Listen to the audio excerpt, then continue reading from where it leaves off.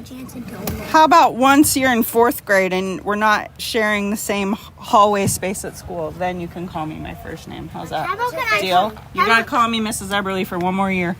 Wait, can I call you Cat? Wait. Hey, Can I call watch you- out for this, please. You need to walk away from it.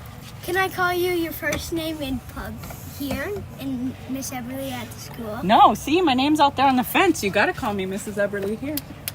That's the rules. You don't see where it says Eberly Field? No. I painted that fence. That's why they put my name on it. No, that's your last name. That's your last name. Yeah, I really did paint the fence. I know. You spent all day painting it? Like maybe a week first.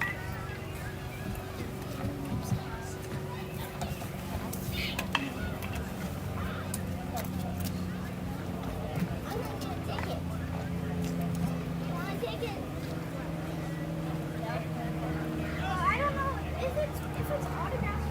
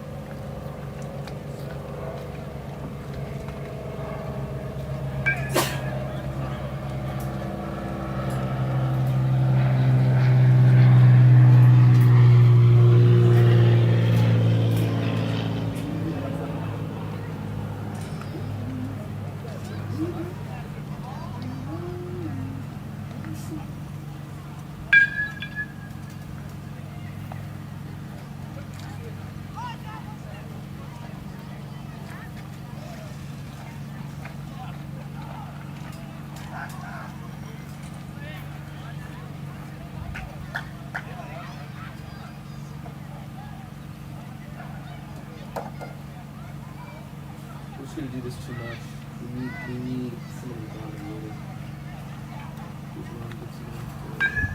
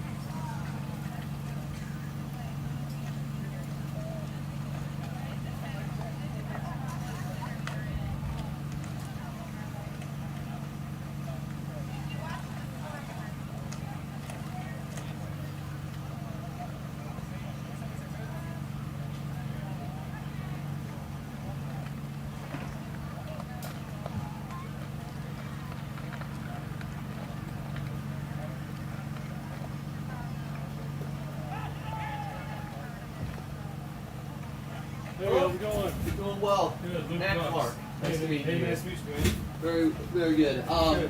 What is your, or what else do you do in Florida? Because there was another guy that did the PA last time I was with.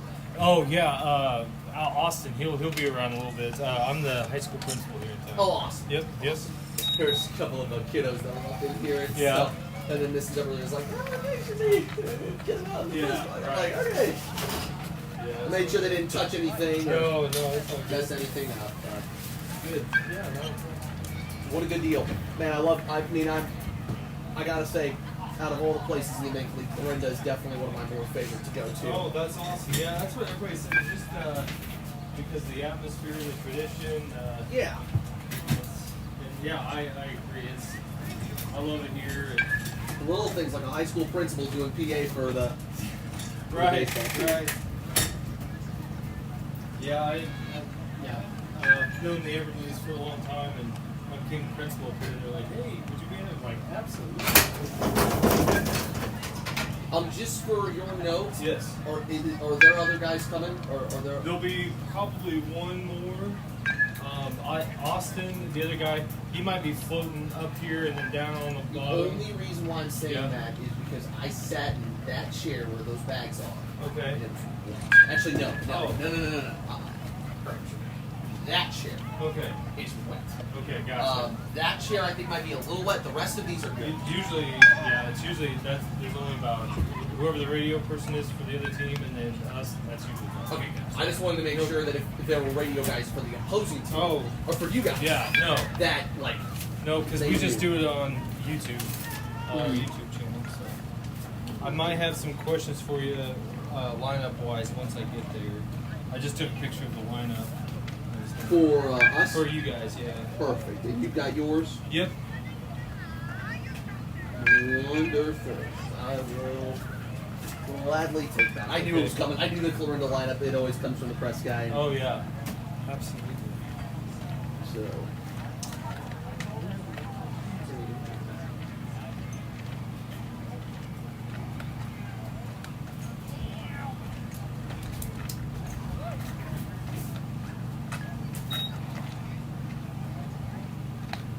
You want to look at that for me now? Wonderful.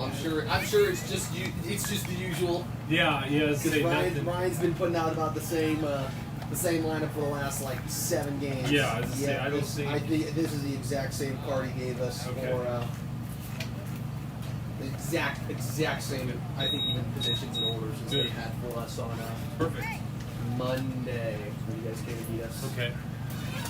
Problem when we come up here and problem is Florinda's really good. Yeah, they're playing. They're starting to turn it around a little bit. They went for a little spill there, just because trying to get their pitching. And as you know, like when you get guys coming in, guys going out, Yeah. just getting some chemistry going. We had a major storm here last night. That's why We did too. Same system came to Same us. system. did Yep. it? Okay. I saw it all the way through late last night.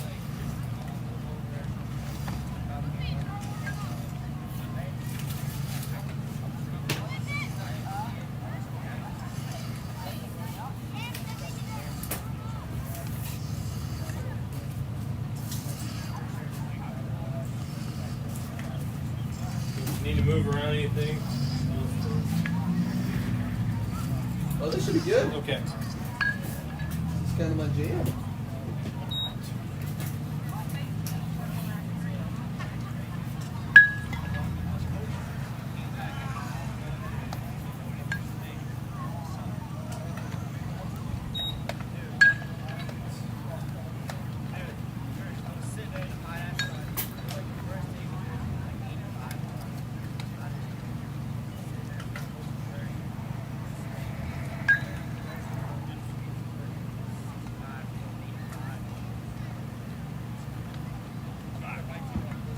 Today, the only difference I think is that Bob is DHing. And Matt.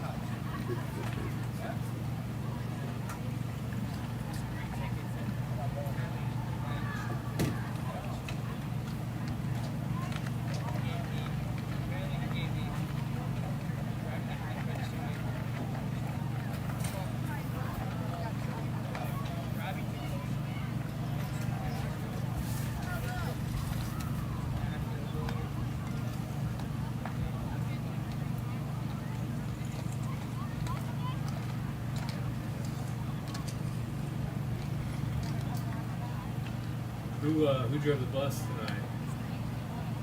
Was it Tim Cool? I have no clue. Yeah.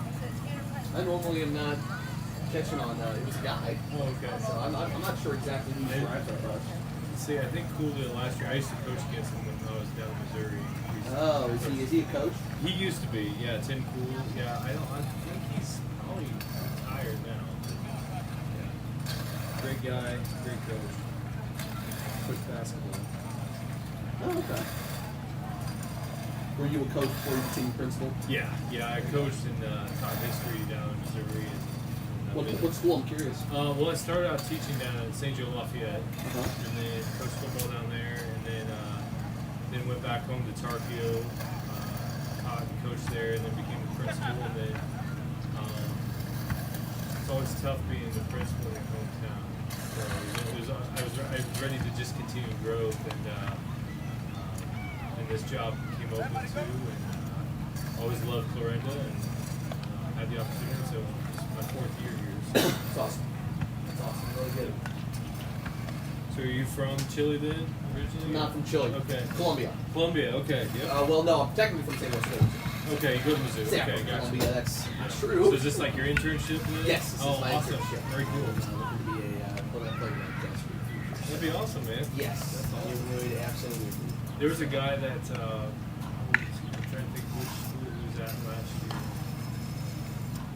And he was broadcasting, I want to say, maybe it was with Nevada, but he ended up getting an awesome college job up in like northern Michigan.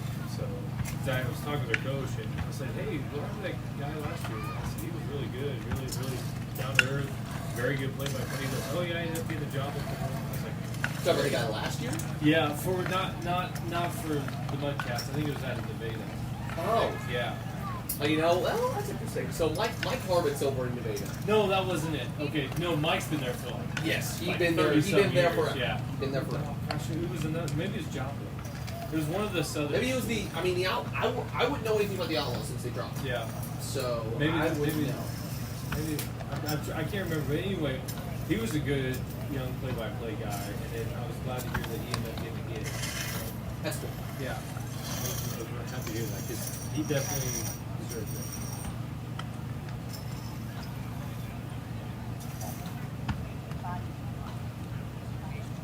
I appreciate the coach putting the first names on here, then I don't have to try to find it online.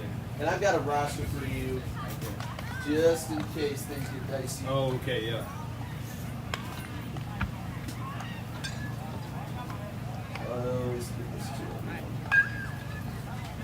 Thank you. Oh, perfect. And this. And I really ought to make a PA announcer roster set up. I'm going to do that in the future. Yeah, no. So that you can't mess it up. So Yeah. I if I find a time, if I find some time to move that. Oh, they got the retros on today. Yeah, they're going with the Navy Blues a little bit there. Oh man. Yeah, they've been busting out the Reds here lately. They did retro grays over with. Oh, us. yeah. Yeah. So. Is it Drew Santander? Yes. Okay.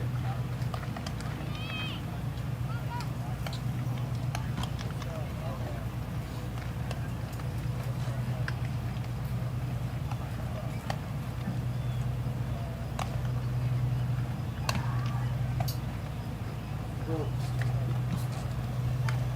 is this your second year doing this with the podcast? This is my first year. First year, okay.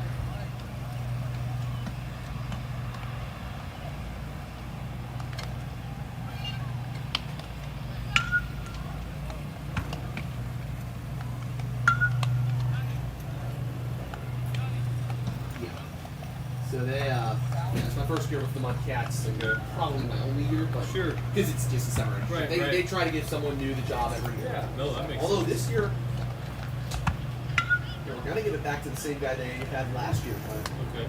he ended up getting the job in Texas. Oh, okay. Doing radio for Yeah. a station that covers the Rangers. Oh, and hard to beat that. Cowboys and whatnot. Yeah, So hard to beat that. he's from Texas, anyway. So yeah. The center fielder, John, is it Spody or Spode? It's Spodo. Spodo. Mhm. Okay. Oh, I see. Okay, yeah, there's a watermark there. Okay, Spodo.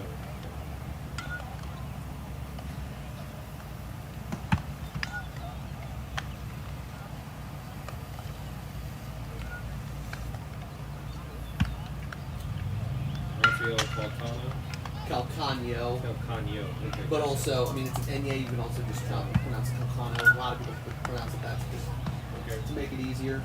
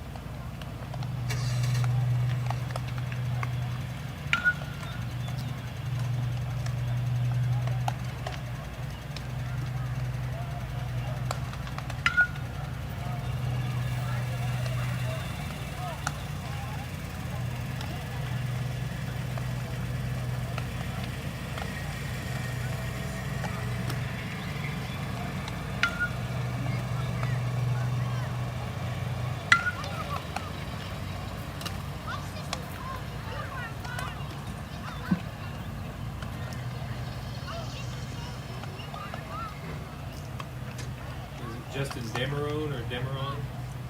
Dameron. Dameron. Like Poe Okay. Dameron Yep, or- yep. Okay. I think that's a Star Wars thing. Yeah.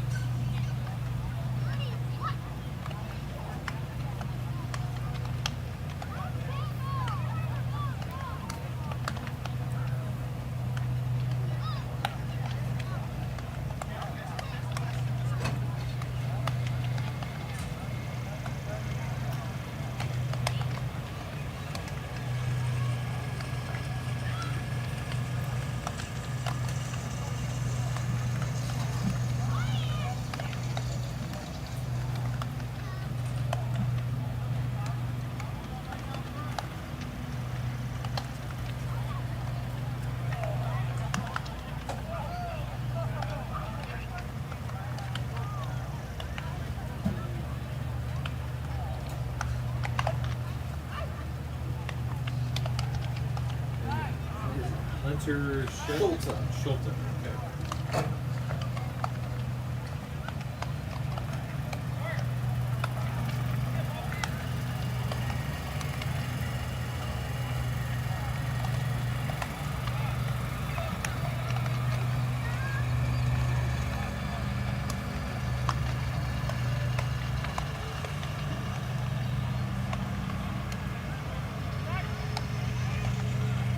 Well, if the A's are pulling out those retros, Yeah. that might be something that's working.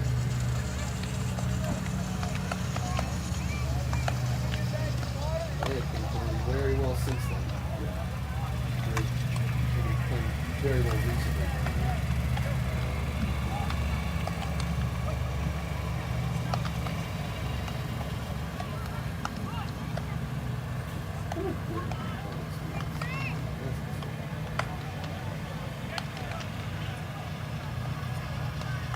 Hey, what's up, dude? Hey, good to see ya. He sent me the lineup for the next game that night. And I was like, ah. I was gonna catch it. Yeah, I know exactly. I know It was the same exactly what time I'm we were doing. starting out too. Yep.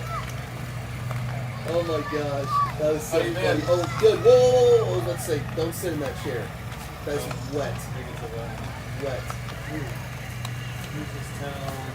Oh, I'm not gonna sit. I'm just. And you, I mean, this one's dry over here. That one's semi-dry. Wet spot right Remember what we did last time to make this work? there. Yeah. No. That was the ultimate one, What are you on? You're on. So we're here for you. Channel 1 you're not using, right? right? No, correct. I'm using the input. See if this will work.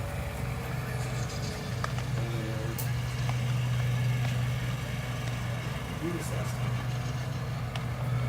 We did it just like we're doing. I thought it was like somehow leaked up.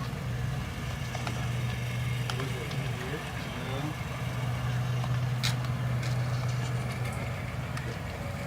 Mic check, check, mic.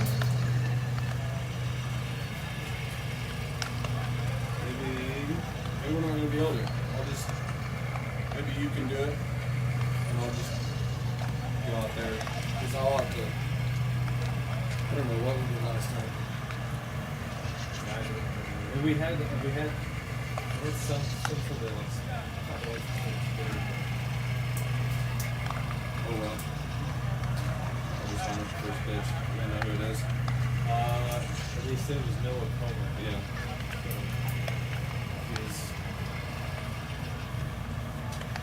He's been in 4-H for I think 8 years. He's been showing cattle, attic exhibits. He's taking his further education in the Missouri Welding School. yep. Okay.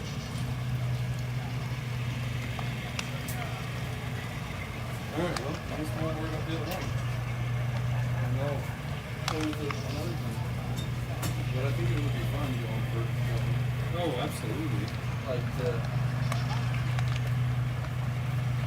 rule it up, especially on big nights. Mm-hmm. No, I think it's a great idea.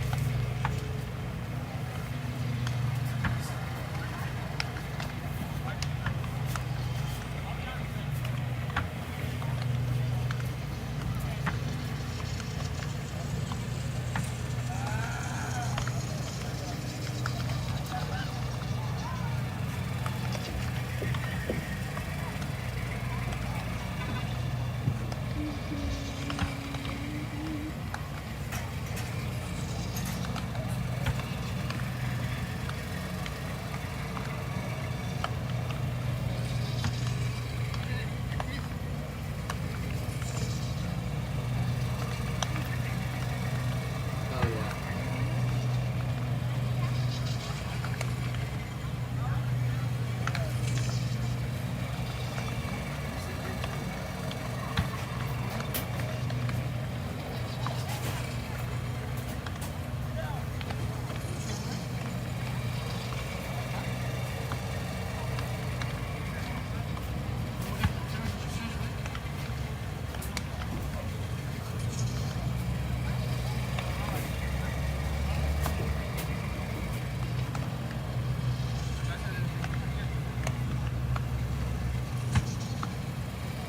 So what are the high school sports like?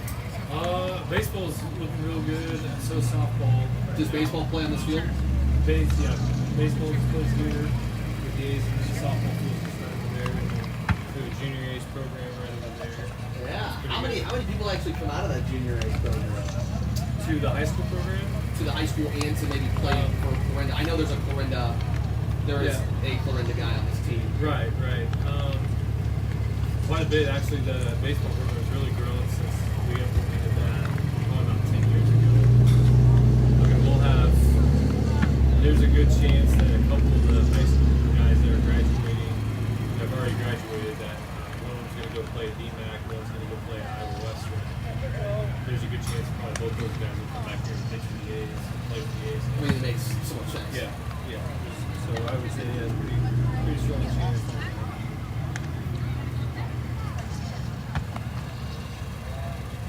Really cool.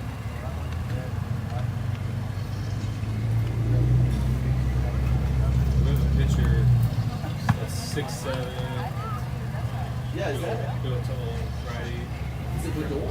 Huh? Is it Brador or is that No, it's Craig Tuzio is his name. Tuzio. Yeah, he's a high school senior. He's gonna go pitch out of Western. He can. I tell you, if he was left-handed, throwing low 90s like he is, he'd be D1, big time. But he's looking good right now. He definitely has a chance to go D1 after he's on the Western team.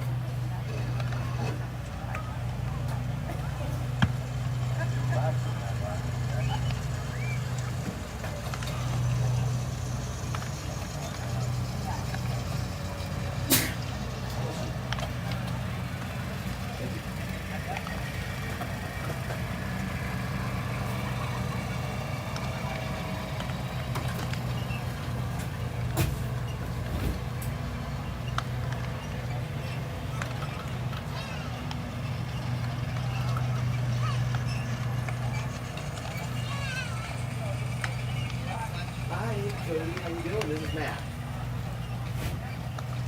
I'm doing so well. Everything going well on your end? How's your day going?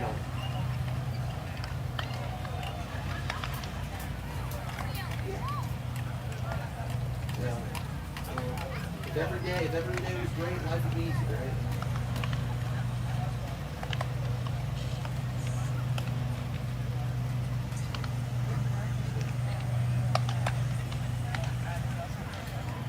It's going good, and travel is going well. Everything is set up well. And yeah, we're just ready to see some baseball happen tonight. So that'll be interesting. And hopefully we'll have a good time here tonight. And maybe win and get a win possibly. That'd be fun. You should do it as soon as you like. Just get right going. Because I know they get here, they get started quickly here in Florida.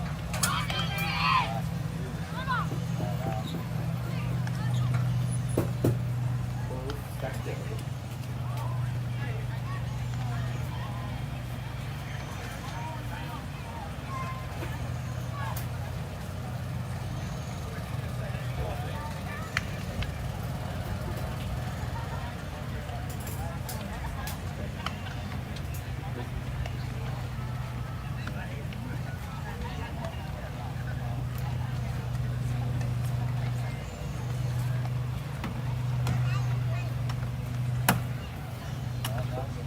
Great. Awesome. That's good. That is always good.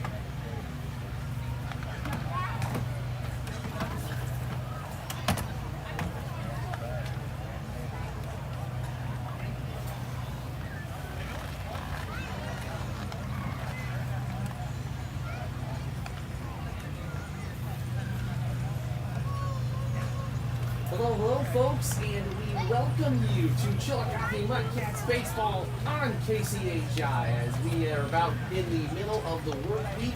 And the Chillicothe Mudcats, well, they travel to southwest Iowa tonight for the second time. They travel to the town of just above 5,000 people, Clarinda, Iowa, just north of the Missouri-Iowa border on the southwest side of the state of Iowa. And the Mudcats and Yankees will battle for the fourth time this season. Actually, the fifth time this season. Hi, folks. Matt Clark. Good to be here with you all today. And this is going to be an interesting one here today for the Mudcats.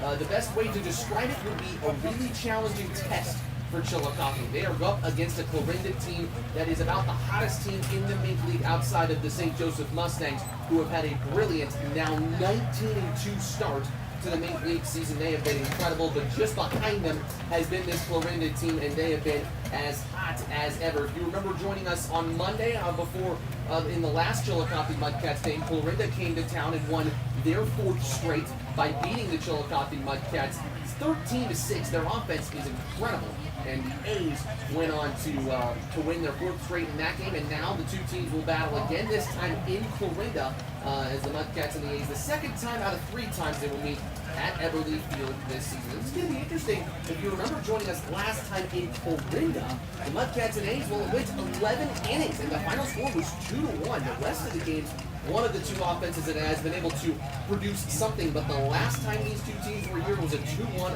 11-inning win. The Mudcats had a lot of energy in their dugout. They fell just short, but it almost felt like a win because of how hard they battled the A's, and they're going to need that same intensity to be able to find a way to beat the A's, who are currently now 2nd place in the Mink League standings. That means for Clarinda, they will have a bye in the Mink League postseason if they can clinch 2nd place. And hey, what the heck? They're only 5 games off of St. Joseph, and if they continue on the tear that they're on right now, they could potentially be the top team in the Mink League come mid-July when the postseason starts.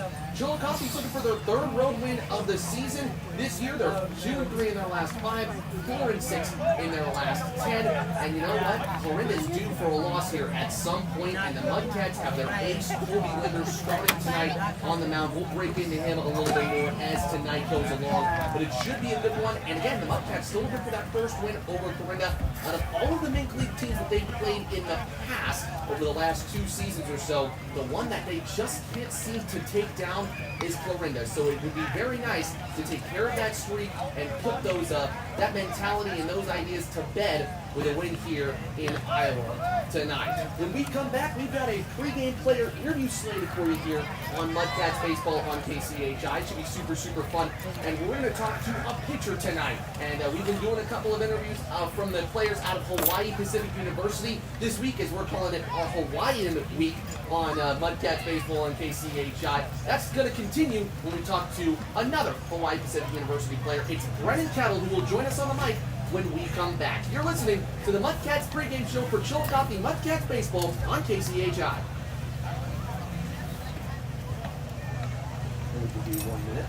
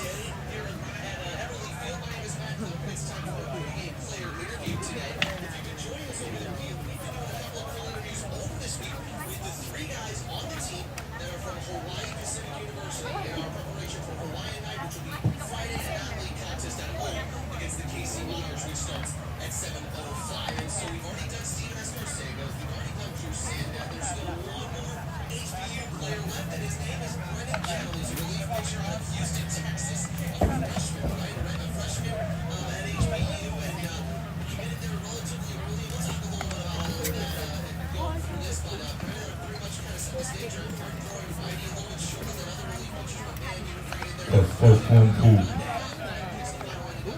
Test.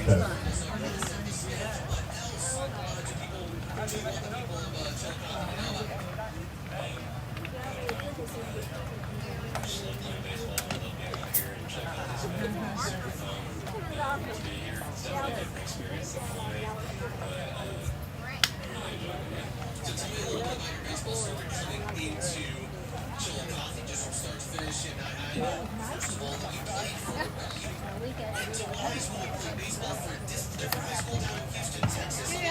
evening, everyone, and welcome to 4-H night here at Everly Field. We want to start out by having a 4-H member throw out the first pitch for tonight's game. Our special guest is former Clarinda High School student Noah Comer.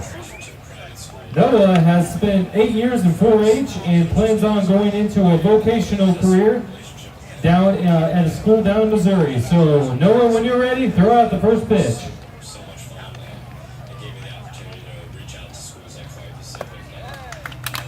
Let's give him a round of applause.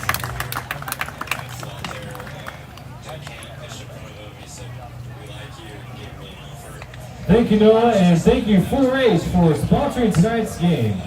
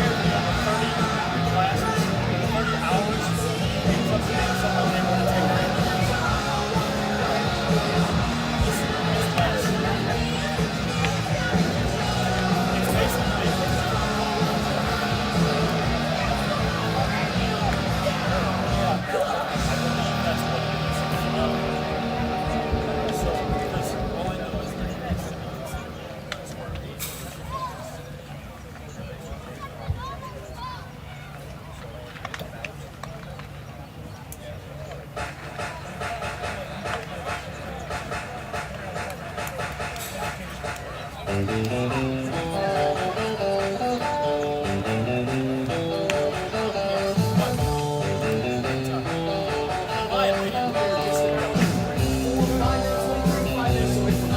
had a long talk with my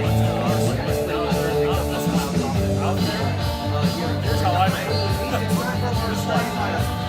After a while, you have no idea. No idea.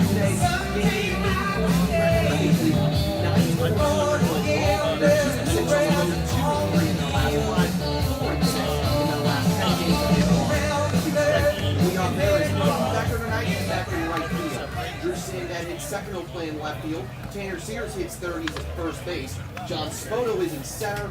Rafael Calcano hits Good evening, A's fans, and welcome to Clorinda Municipal Stadium here at Everly Field for a contest between the Chillicothe Mudcats and your hometown Clorinda A's. plays in center field, and then Hunter Schultz rounds things out of the 9 spot. First, let's welcome the starting lineups for the Chillicothe Mudcats. Batting first, the right fielder number 12, Peyton Becker. Batting second, the left fielder number 13, Drew Sanadad. Batting third, the first baseman number 21, Tanner Sears. Batting fourth, the center fielder number 8, John Spoto. Batting fifth, the shortstop number 6, Rafael Calcano. Batting sixth, the third baseman number 9, Sammy Cruz. Batting seventh, the catcher number 11, Justin Demery. Batting eighth, the designated hitter number 5, Jackson Crawford. Batting ninth, the second baseman, Hunter Schultz. And pitching tonight, number 2, Toby Linder. Alright, A's fans, get on your feet and let's meet the starting lineup for your Clorinda A's. Batting first from Lamar Ryan University, the center fielder, number 20, Kai Holiday. Batting second from the University of Alabama, Huntsville, the third baseman, number 4, Joey Caruso. Batting third from Angelina Community College, the shortstop tonight, number 23, Sean Basmore. Batting fourth from Northeast Mississippi Community College, the first baseman, number 12, Connor McNabb. Batting fifth from Palomar Community College, the designated hitter, number 25, Drake Cobb. Batting sixth from the University of Missouri, the left fielder, number 5, Tyler Macon. Batting seventh from Jacksonville State, the second baseman, number 24, Evan Smallwood. Batting eighth from Northeast Mississippi Community College, the right fielder, number 13, Leif Holiday.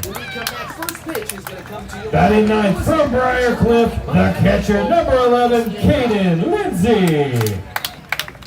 And your pitcher tonight from Grandview University, the man on the mound, number 26, Jason Moist.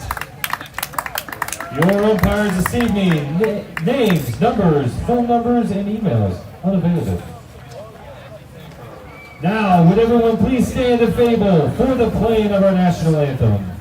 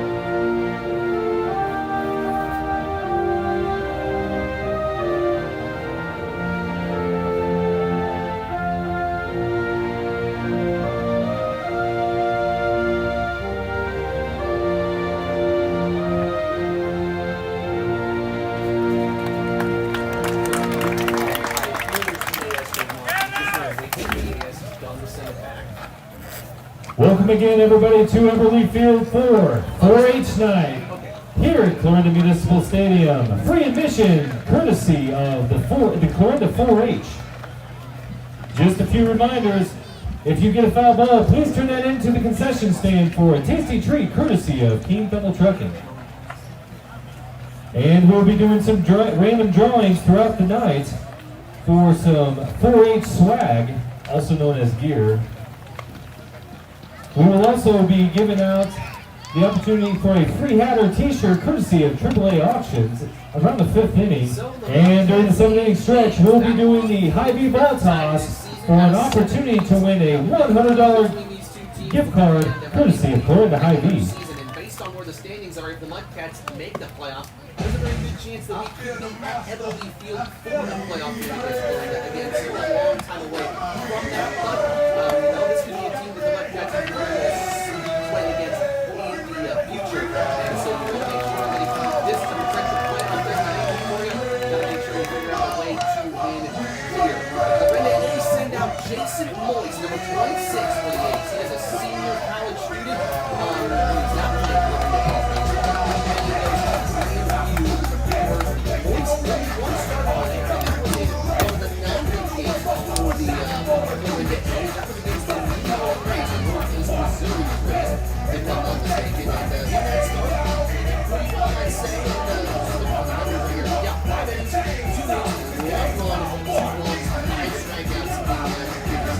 That was back on June 15th, so 11 days ago was the last time that Moist pitched, and they won that game. The A's did 7-1. Up to bat for the Mudcats, number 12, Peyton Chillicothe Becker. Mudcats, and he has been the main leadoff man for Chillicothe for the majority of this season, and that does not change today. He steps into the left side of the batter's box. Moist, the right-handed pitcher, throws the ball just shortly and now puts it to his glove. He's ready with the first pitch of tonight's game. Here it comes. It's a fastball, or actually a cutter, and broke inside ball one. 7:04 first pitch for you as the Mudcats and the A's battle. Becker playing in right field today. He's a utility man. The pitch. Outside, that's a close strike. Pinned on the outside corner there. Becker wearing a white batting helmet. 21 games played this year for the Chillicothe Mudcats. He's from Merrill, Wisconsin. The pitch. And that's a breaking ball, strike two on the inside corner. 1 ball, 2 strikes to Becker. The Mudcats, last time they came to Clarinda and played at Everly Field, mustered just 1 run. 3-1. Swing and a little chopper foul. Correction, that was on a 1-2 offering to Becker. The Mudcats order looks a little like this. Becker, Sanidad, Sears, Spoto, Calcano, Cruz, Dameron, Crawford, Schulta. That's how they line up today, and a good chunk of these guys played in the last time these two teams played in Clarinda. And the 1-0 outside. 2 balls, 2 strikes. Correction. Yeah, 1-2 count. And the ball outside. 2 balls, 2 strikes to Becker. Becker was 2 for 4 with an RBI on Monday's loss to Clarinda. The 2-2. Swing and a grounder foul down the left side. And they do it all over again. Hayden Becker easily one of the hottest hitters for the Mudcats. He is hitting .333 in the month of June, 22 for 66. I mean, 1 out of every 3 times he comes and has an at-bat, he is mustering a hit. 2-2 from Moist, and the dirt ball 3. Jason Moist from Des Moines, Iowa. And he has played 3 seasons at Grandview University. Before then, he played 2 seasons at Ellsworth Community College. And he's been 6 foot, 180-pound righty. The payoff pitch, swinging a grounder right back to Moist, the pitcher. He will run over to his left and toss it to the first baseman. That's kind of a net today, and it's out number 1. Becker fought hard on batting the left fielder, number 13, Drew Sanidad. Right to Jason Moist. Sanidad is the next batter, and this is the highest that Drew Sanidad has hit in the Mudcats order this season. Head coach Tyler Hudlow moves him up after Sanidad went 2 for 5 on Monday in the 5 spot. The pitch. That's a breaking ball, strike 1 to Sanidad. Drew, one of the 3 players from Hawaii Pacific University, had the opportunity to interview him last time these two teams played on Monday. The pitch, swing, and a liner foul. Go to the junior A's field over there on the right side, to the right and behind the Mudcats dugout. They have a junior field over there that the elementary school and middle school students play on, but this is the main field in Clarinda, a high school field and age baseball field. The pitch, swing, and that's a line drive into left field. On the run is Macon, looking for a base hit. Sanidad's going to try for two here as Macon goes and picks it up. He's not going to be able to get it in time, and Sanidad's got a double. Already proving why he should be in the top of this Mudcats order as he's got an extra base hit. Now batting for the Mudcats, the first baseman, number 21, Tanner Sears. First hit of the day comes from Drew Sanidad, and now Tanner Sears, who is a bit of an RBI merchant, if you might add, is coming to the plate. 18 ribbies on the year for Sears. Moise dealing with his first runner in scoring position. One out in the top of the first, no score. The pitch. It's in the dirt, swept away from the catcher, Lindsay. Sanidad's going to make to the third. He's in safely.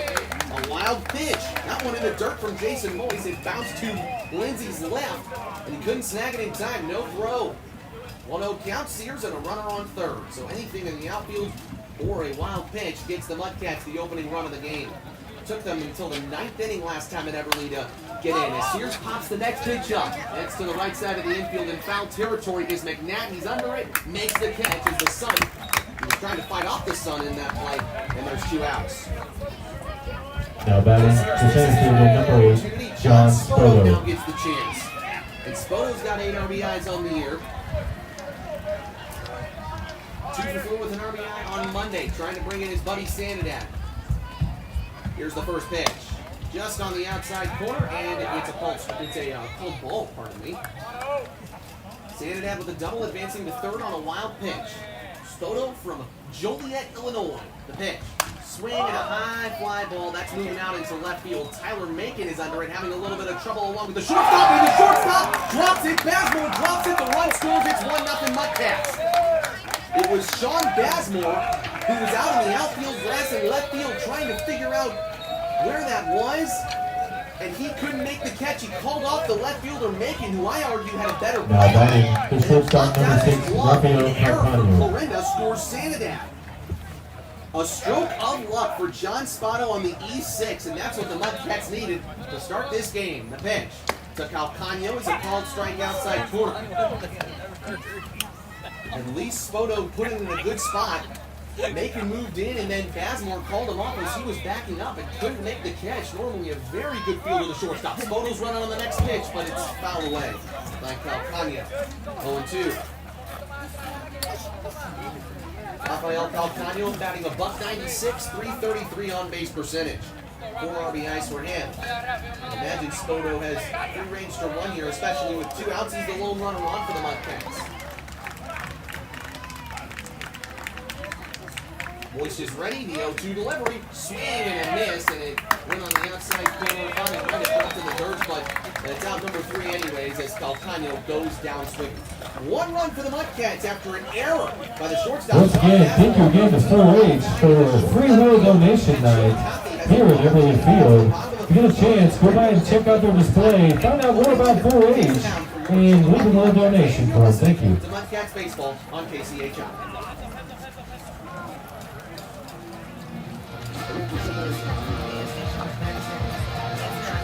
They're keeping track.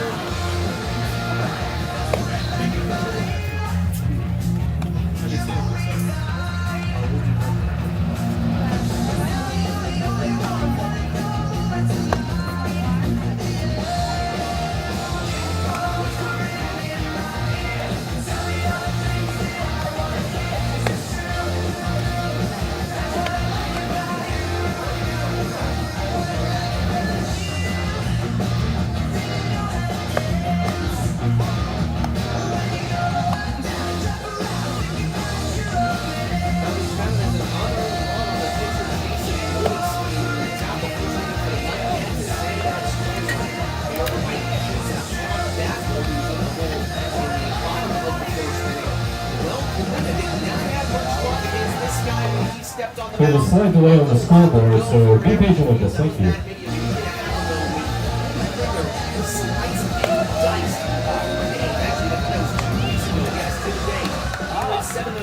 third scoreless against the Clarinda A's, and he is up to 22 2/3 innings pitched, a 2.7. That's about for your Clarinda A's. The center fielder, number 20, Kai Holiday. 15 strikeouts for Linder, and he's facing a lot of the same guys that he did the last time these two teams met, including the leadoff man, Kai Holiday.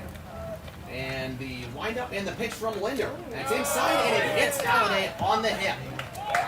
Just the second time Hit by that pitch. Linder has hit a batter this season. And Now batting for the A's, the third baseman, number 4, Joey Caruso. 4 victories against the Mudcats. Very little time did they trail. I think they only trailed for a whole inning in their first 4 wins against the Mudcats in the past. The pitch, Caruso showing bunt. It's a fastball that he pulls back on the bunt, and it's ball 1 outside. Caruso, the freshman from Alabama Huntsville University. University of Alabama Huntsville. Pickoff attempt, back in standing is Kai Holiday. Caruso was 1 for 6 with a single the last time that Linder started against the A's, which was 2 weeks ago. Holiday's running on the next pitch. It's a curveball outside. The throw is over the head of the shortstop, Calcano. Holiday's in with a stolen base. That's Kai Holiday. It is his younger brother, Leif. It's 8th for the A's, and Clarinda already trying to get that run back. And they're already in a pretty decent position compared to where they were when the Mudcats and A's played last time Linder was on the mound, which Mudcats lost that game 2-1. The pitch. Caruso takes a strike on the low part of the zone. Joey is 6 for 19 against Chillicothe in all 4 games this year. He hit the walk-off sacrifice fly in the 11th inning 2 weeks ago to win that game that we've been speaking about when the Mudcats faced Clarinda here. 2-1 delivery. Swing and a foul. That pitch moved right at the last second. Caruso didn't get a great barrel. The A's won last night. When the Mudcats were off, they went to Sedalia and dominated. 11-3 victory over the Bombers, who are right in the middle of the Big League standings. They're 10-9 Sedalia. Nobody out. The 2-2. Swing and a liner foul down the right field line this time.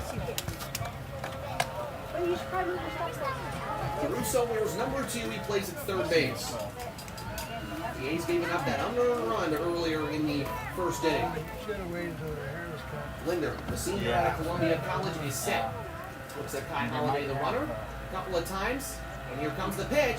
Swinging a little chopper. That's to the shortstop, Calcano. He will easily throw out Joey Caruso, and Kai Holiday moves to third base on the play. Ground out for Caruso. That moves the runner. Now batting for the A's, your shortstop, number 23, Sean Bazemore. Trying to hold the runner for Holiday at second base. Pulling perfectly for him. Well, this is something. Sean Bazemore dropped the ball that allowed the Mudcats to score the opening run in the top half of this frame. Now he's got a chance to drive in the tying run. The pitch inside for ball 1. Bazemore was a former Major League Player of the Week. He was Player of the Week just 2 weeks ago when he played. He had a sac fly in the first meeting between these two teams.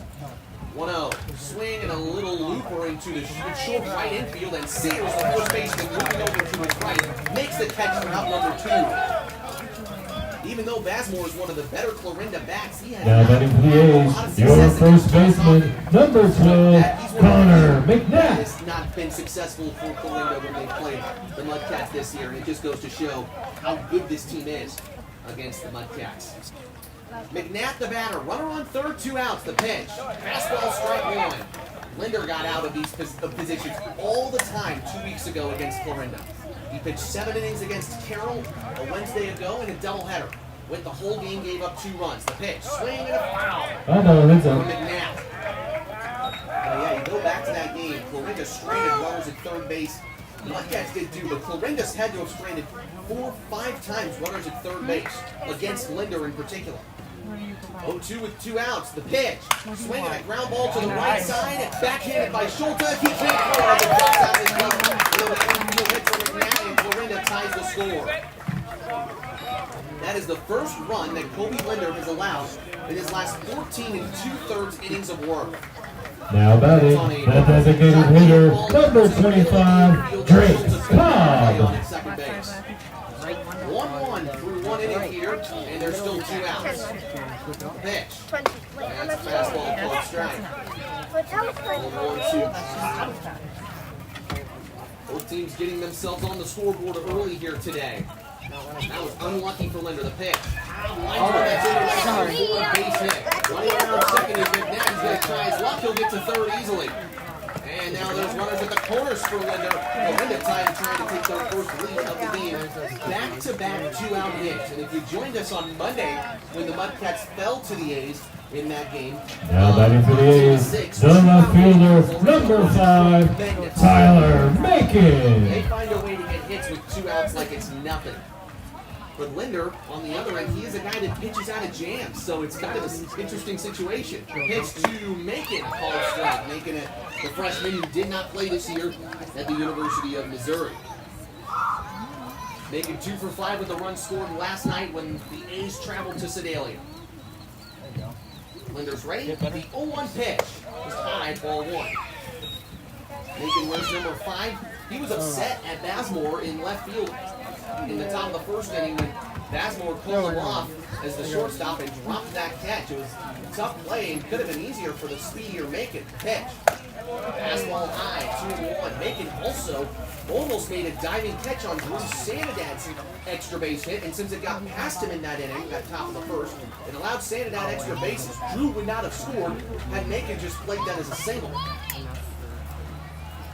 2-1 count, and Linder's in with his pitch. Swing and a miss. Beautiful delivery from Linder as that ball moved from left to right. Macon completely whiffed at.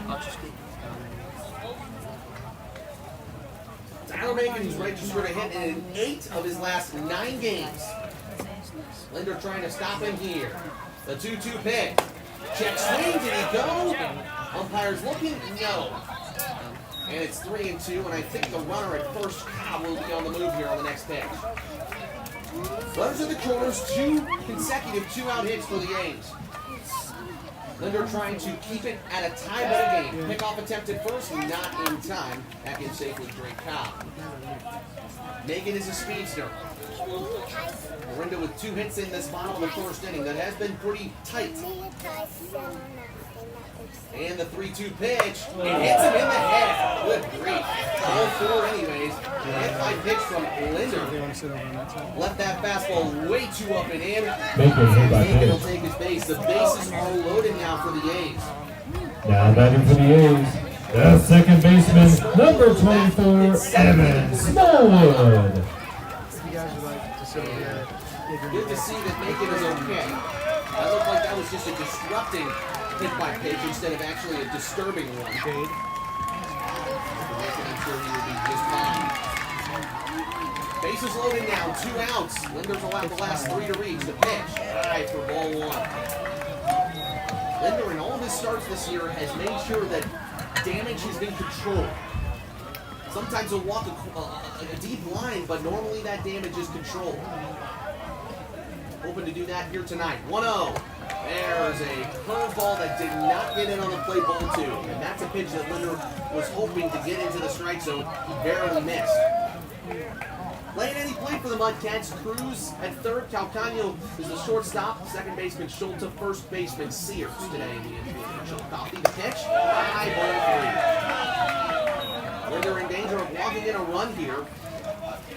And the A's, they love to get on the board early. They did it against the Mudcats. They scored 4 in the second inning of play, if I'm not mistaken.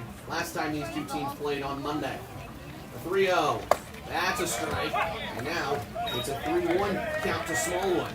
Smallwood, a 2-way player from Jacksonville State University, home of the Gamecocks. In the Atlantic Sun Conference, if I'm not mistaken. Big pitch here, 3-1, swing out, right pop-up, that's in the middle of the infield. Under it is Schulte, the second baseman on the infield grass, and he makes the catch for out number 3. Boy, Linder was in trouble there. A 3-0 count with the bases Your loaded. score after the first inning, Chillicothe 1, Florinda 1. On a single by Connor McNabb. That makes it 1-1. We head to the second inning next. You're listening to Chillicothe Mudcats Baseball. A's fans, don't forget to turn in your foul balls to the concession stand for anything on the menu, courtesy of King Thunder Trucking. And just a weekend reminder, We got Parents Weekend coming up June 29th through the July 1st. Also, we have our A's Golf Tournament this Saturday morning. If you're interested in playing or sponsoring the hole, please contact General Manager Rod Eberle.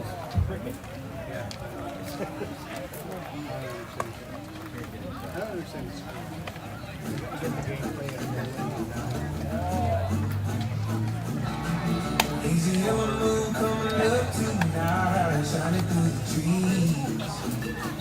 Crickets are singing and the lightning bugs are floating on the breeze. Baby, get ready. Across the field where the creek turns back by the old stump road. I'm gonna take you to a special place. I think that's all.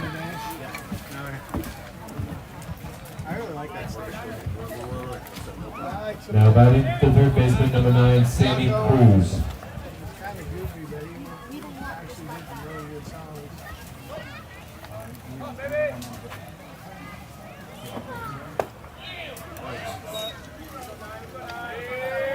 A swing and a miss from Sammy Cruz as he's back into the Mudcats lineup for the first time in a couple of games. He has not played since Saturday. The next pitch high to him, 1-1 count in the top of the second inning. Both teams broke the ice in the first. 1 run from the Mudcats on an error, 1 run from the A's on 2 hits in the bottom of the first. The called strike to Cruz on the outside corner. It's 1-2. Sammy, first name, real name is Christian. He goes by Sammy, has been going by it regularly. 1-2. Pitches low and in the dirt. Good movement on that pitch by Moist, moving from high to low and on the outside part of the plate. It would end up bouncing in the dirt. Cruz didn't bite. Cruz 1 for 2 in his sole game against Clarinda so far this year. He takes outside, and it's 2-2. Correction, 3 balls, 2 strikes to Cruz now. And the full count pitch from Moist. Swing, and that is a looper into short right field. On the run, late is late out. He makes the catch after misjudging it in the air. But again, speedy outfield from Clarinda. We've talked about that in the past, even if they Now batting the pitcher, number 11, Justin Dimmer. Dimmer. Speed around to make the catch. It's like having Drew Sandin at every single spot in the outfield in terms of speed. And there's one gone. Justin Dameron to the plate. Takes the strike. Jason Moist this year at Grandview College. 59 innings pitched, 7.63 ERA. And another called strike to Dameron on an off-speed pitch. In the last 3 seasons for Grandview, he's pitched 111 1/3 innings. The 0-2. That's high for ball 1. Justin Dameron was behind the plate on Monday. And his 1-2 delivery. Swing and a liner That foul. ball heads up. Correction, Dameron was not at the plate yesterday. Nathan Cup was. But Cup has been away from the team in certain spurts over the last couple of days, so Dameron's been the main catcher. 1-2, a high drive into deep left field. On the run, Tyler Macon. He's under it. He makes the catch for out number 2. He got some lift on that one, Justin Dameron. It really went some distance.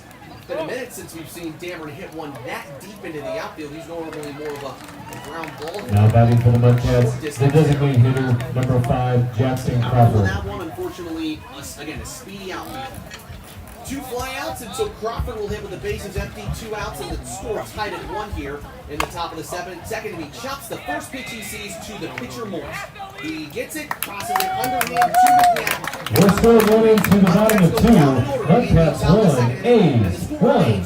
1-1 as we head to the bottom of the second. You're listening to Chillicothe Mudcats Baseball on KCHI. Awesome. We can do... Once again, for H night, free will donation. All the proceeds go to 4-H here. Just a reminder, we have green tickets. If you got a green ticket, we're going to be giving out some 4-H swag coming up. And in the middle of the 5th inning, we'll be giving out a free hat or t-shirt. A's free hat or t-shirt courtesy of AAA Auctions. And during the 7th inning stretch, we will also be giving out the opportunity to earn a $100 gift card courtesy of Chillicothe High V.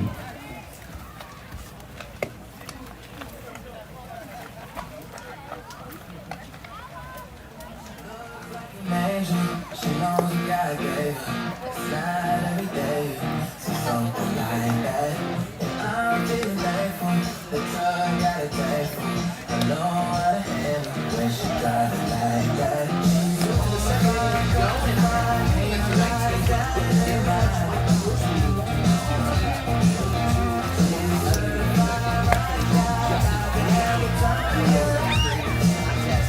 Both pitchers pitching quickly, and even though both teams scored in the first, this has still been a quick. Well, that's about for the A's.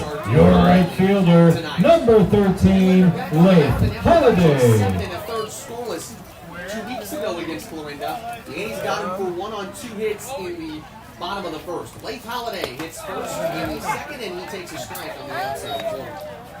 Leif Holiday has been on fire for Florinda and probably the best hitter in the Maple League in the past week or so. He swings and fouls the next pitch back though, and it's 0-2. Holiday's only gone hitless in 4 games this season. He's on an 8-game hitting streak, and he's got 10 hits in his last 5 games. That is a hitter. 0-2 from Linder. Swing and a miss. Leif Holiday is down.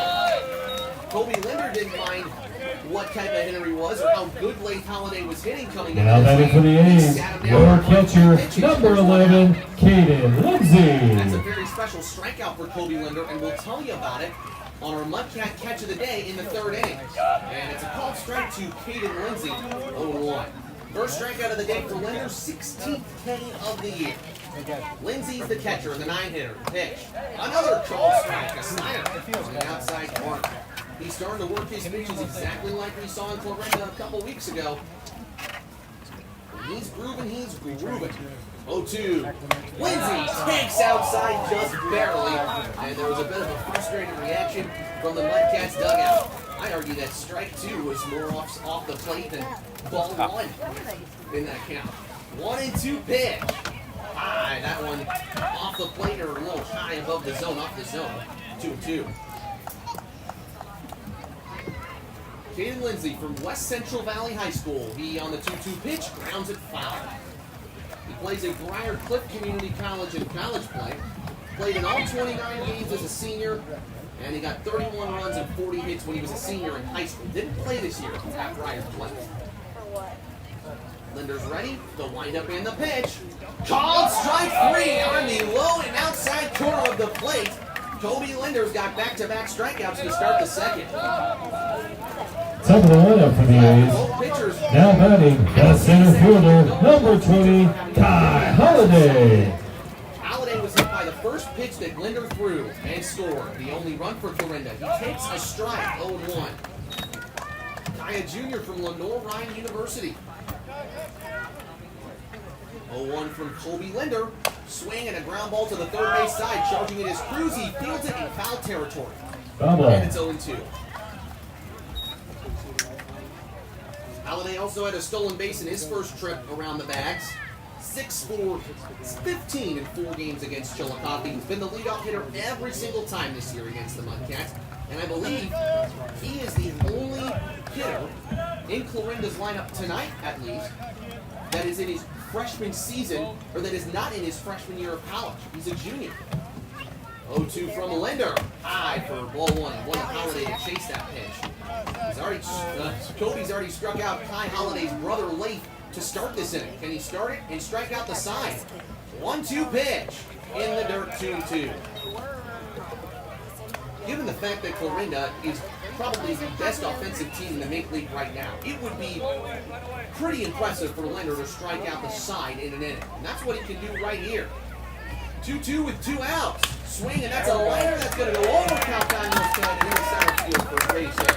Holiday has reached both times he's gotten to the plate. A 2-out single. How about that? All 3 of Florinda's hits. Now batting for the A's, the third baseman, number 4, Joey Caruso. Out to Rafael Calcagno. Hot shot from Kai Holiday there. Linder, 1 strike away from striking out the side. Now he'll just try to get out of the inning unscathed. Linder to the stretch, in the pitch, swing and a grounder foul. Caruso, the left-handed hitter.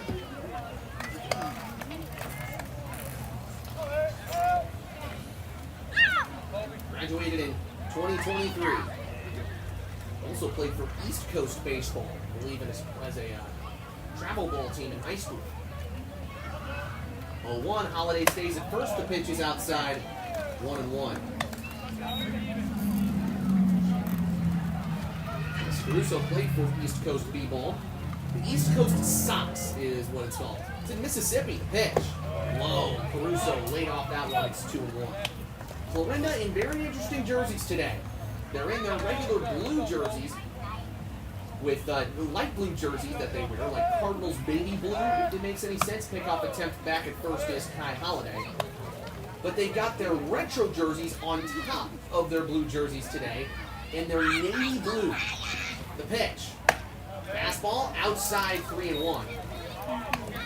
These A's jerseys, yeah, navy blue helmets.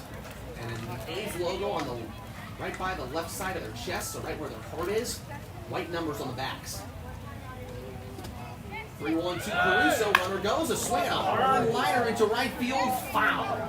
That one was about to go down into the corner, but it's sliced foul. Caruso's now got a 3-2 count. Kai Holiday's going to be moving from first on this next pitch, which is not great news. He's got some speed. He is an outfielder for the A's, so he has that speed. Caruso, potentially with an extra base hit, can drive Kai Holiday in. Holiday was thrown out at the plate, Kai Holiday was, I believe, on Monday. Actually, that was his brother late. The full count pitch, swing, and a foul. Heads up.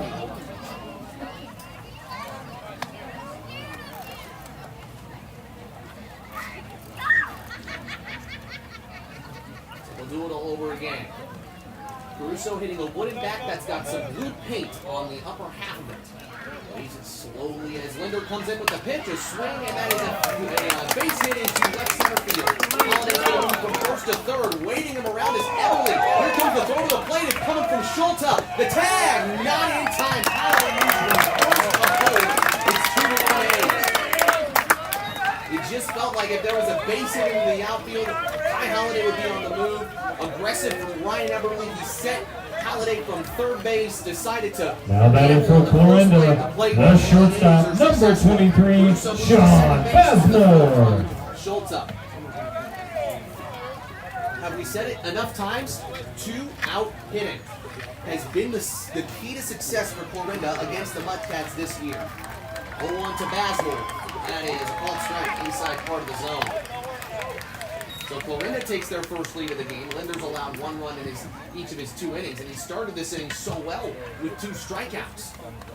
So when Florinda gets into 2 outs, they become a different team. A swing, and that's a little ground ball to the third base side, backhanded by Linder, who slipped and fell to the ground. And that's going to allow Basmore to reach on an infield single, and it's going to allow Caruso to move to third. Linder had all of his weight moving to his right, trying to backhand that. Coming off of the mound, to bat for the A's, the first baseman, number 12, Connor McNabb.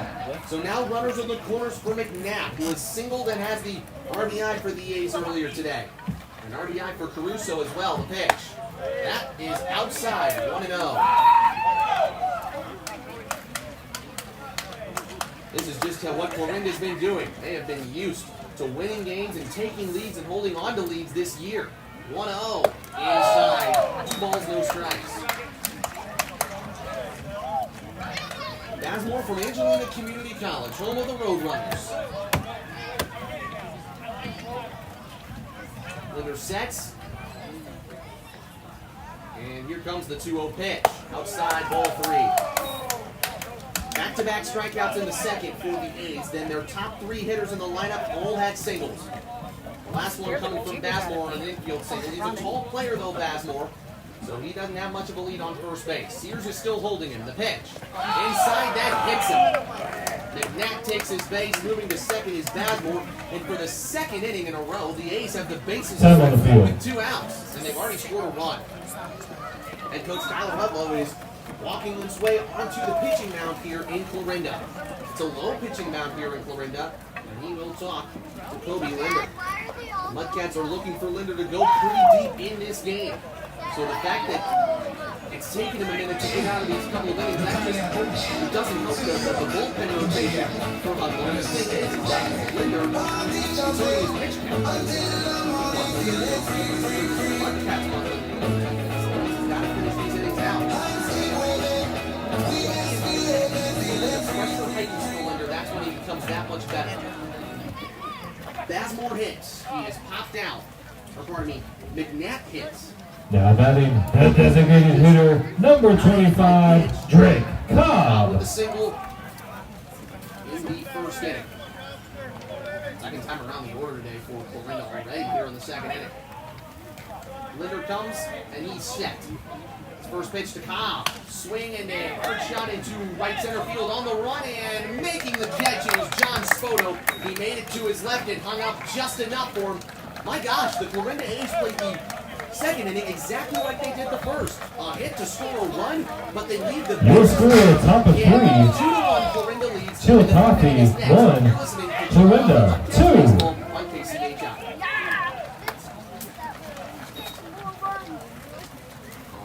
All right, Ace fans, take out your green coupon ticket. This is for some great 4-H swag. If this is your number, come up and see me in the Crow's Nest. Your numbers 544019. 544019. If that's your number, come up and see me up here in the Crow's Nest. It's called the Crow's Nest? Yes. Maybe I'm too old school with it. No. She loves like that.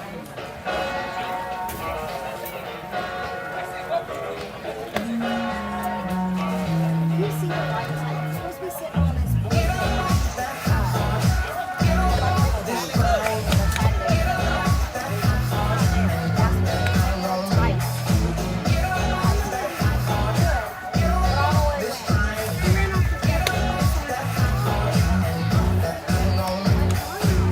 Still early in this game, but Clarinda's 2-out hitting has helped them find 2 hits to the first 2 innings. They're going to take a 2-1 lead over the Mudcats. You know what? I think tonight it might come down to who has the big inning between these two teams. And you're hoping that's Chillicothe. When the Mudcats have had big innings, like any team, when you have big innings, you tend to do pretty well, and that's been the case. Now batting Mudcats. Hunter Schultz. Schultz is the batter at the plate for Chillicothe. From Memorial Street Community College, that's in Central Missouri, home of the Greyhounds. Pitch. And it's a called strike and a swing and a miss.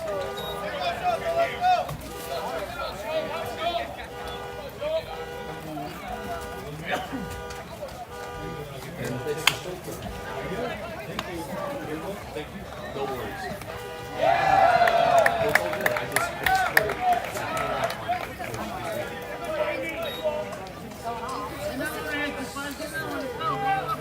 Awesome, no problem. If it happens again, I'll try to fix it. Well, the only thing you missed there was a... Now batting the right fielder, number 12, Peyton Becker. Completely missed the throw to the first baseman, Connor McNabb here, and Schultz is on an E6. Second error by Bazemore in this game. And the runner on first now, he just missed the throw. Becker shows bunt, takes low and outside for ball 1. So that was just as we were having some slight technical difficulties here on Mudcats Baseball and KCHI. Not exactly sure what happened, but if we have any other updates, we'll let you know. But we're back on the air, and that's the most important thing. Becker shows bunt again, and Thompson foul behind home plate. A lot of Mudcats can bunt. Becker's one of them.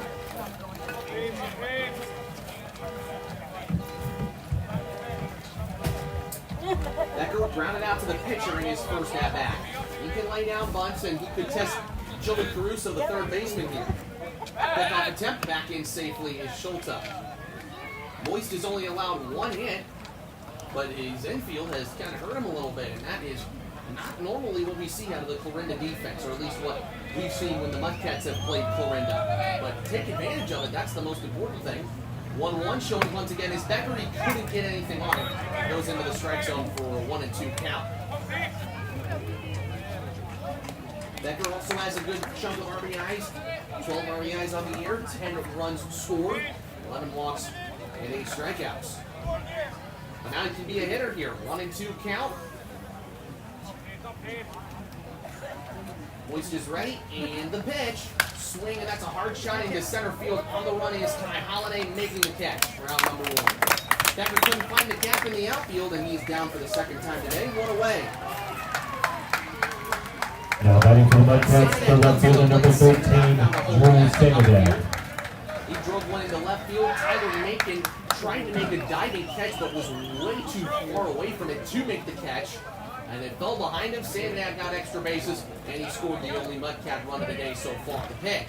Behind Sanadad, a fastball that went behind him, snagging it brilliantly, Caden Lindsay. That means Schultz stays at first base. 9 times out of 10, that's a wild pitch. But Schultz does, but the catcher, Caden Lindsay, springs to his left and makes a great catch behind Sanadad's back. 1-0 count. Runners going. It's a swing and a ground ball down the left field line for a base hit. An easy single for Drew Sanadad. Suddenly he is a hot hitter for Chillicothe. And it moves Schultz out of the base. Second and first. Now batting the first baseman, number 21, Tanner Sears. Little ground ball there from Sanadad. And it went past the diving Caruso. Now Sears, who had an RBI opportunity in the first, he can take advantage here. Boyce is ready. And he's been dealing with trouble in the third as well. The pitch, just low and outside. Inside party, 1-0. Tanner has only 2 multi-hit games against Clarinda in his career, so the A's pitching has actually done a pretty good job to neutralize him over the last few years when he's played as a Mudcat. The pitch, high, 2-0. Boyce this year, 31 walks, 50 strikeouts for Clarinda. 59 innings of work at Grandview. That was for Grandview, 31 walks, 50 strikeouts. He only allowed 1 run in his first start. Schultz taking a deeper lead at second. The pitch, swinging a high drive into deep center field. Backing up is Kai Holiday. He's got space. He makes the play for out 2. Tagging from second is Schultz, and he is into third, standing up. Runners at the corners with 2 outs. Now batting the center fielder, number 8, John Spoto. And Spoto will now hit with 2 outs in the third. John Spoto, left-handed hitter. And again, he has been hot. He is now on a 4-game hitting streak. And if he doesn't hit, he takes walks. He's got 12 walks in his last 11 games, 7 hits in his last 6. Boyce comes to the stretch, 2 outs, and the runners at the corners. The pitch, outside, moving to second is Sanadad with a stolen base, no throw for Lindsay. Now, a base hit from Spotto could potentially give the Mudcats the lead. Sears drove that ball hard on the last ball in play, but this is a deep center field that we play at in Clarinda. The pitch, swinging a tip foul into the netting behind home plate. 1-1 to Spoto. And Mudcats are a heavy right-hand hitting team, so Spoto being a lefty, it gives Moist a different look, which sometimes can help, sometimes can hurt opposing pitchers. 1-1, high and outside, 2 balls and 1 strike. Spoto had an RBI against Clarinda on Monday. Can he do it again against the A's? He's 0 for 3 in the doubleheader loss to Clarinda. Pitch, high again, 3-1. Moist is missing. He can't get anything in the zone on Spoto. If Spoto reaches, Calcano will bat with the bases loaded. If Spoto walks, pardon me. Hitters count, 2 outs, and the top of the third is right now. The pitch. High again, ball 4, and Spoto takes his base. Bases loaded for Rafael Calcano. Time for him to be a hitter. The shortstop, number 6, Rafael Calcano. This season against Clarinda is 2 for 13. He had a triple on Monday. Ryan Eberly is running out there with some pace to talk to his pitcher, which is Jason Moist. Moist also pitched 2 years at Ellsworth Community College. That was back in, I think, 2020. A's fans, mark your calendars. July 3rd is fireworks night. Free admission to the game. 7 o'clock pitch. Stick around for fireworks. Courtesy of the Sargent Fire Department and your A's. I feel that you're going to see these guys get out of jams today, or at least both pitchers are going to be able to work out of jams. Clarinda holds a 2-1 lead. Rafael Calcano is at the plate. Calcano's gotten a hit in 5 of his last 7 games. The pitch from Moist. Did it hit Calcano? Almost. On the inside part of the plate. That almost gifted the Mudcats a run there. 1-0. Moist looks at the runner at third. And the pitch. Swing and a high fly ball foul. Fouled back, actually, by Calcano, 1-1. Rafael from Santo Domingo in the Dominican Republic. Bases loaded for Chillicothe here. And the 1-1 from Moist. Calcano takes high ball 2. Chillicothe had many opportunities like this at Everly Field last time these two teams played here in Florinda, and they didn't take these chances. They're going to want to take them tonight. 2-1. Swing and a miss from Calcano. A slider that moved off the plate and he missed it. 2-2. He's been waiting for Rafael's big moment as a Mudcat. He's only got 4 RBIs on the year, but he can get the ball and put it into play. That's what you're looking for if you're the Mudcats here. Moist takes a long, deep look in, and the 2-2. Fastball brings up Calcano. He strikes out for the second time today, and the Mudcats leave the bases loaded in the top of the third. Florinda preserve their 2-1 lead. Your score moving into the bottom of 3. Mudcats 1, A's 2.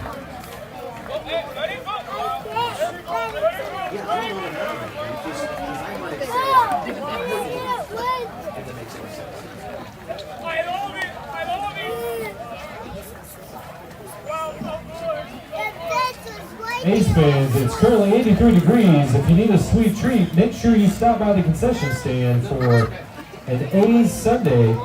That consists of an A's cap with ice cream in it and name your toppings. Only $2.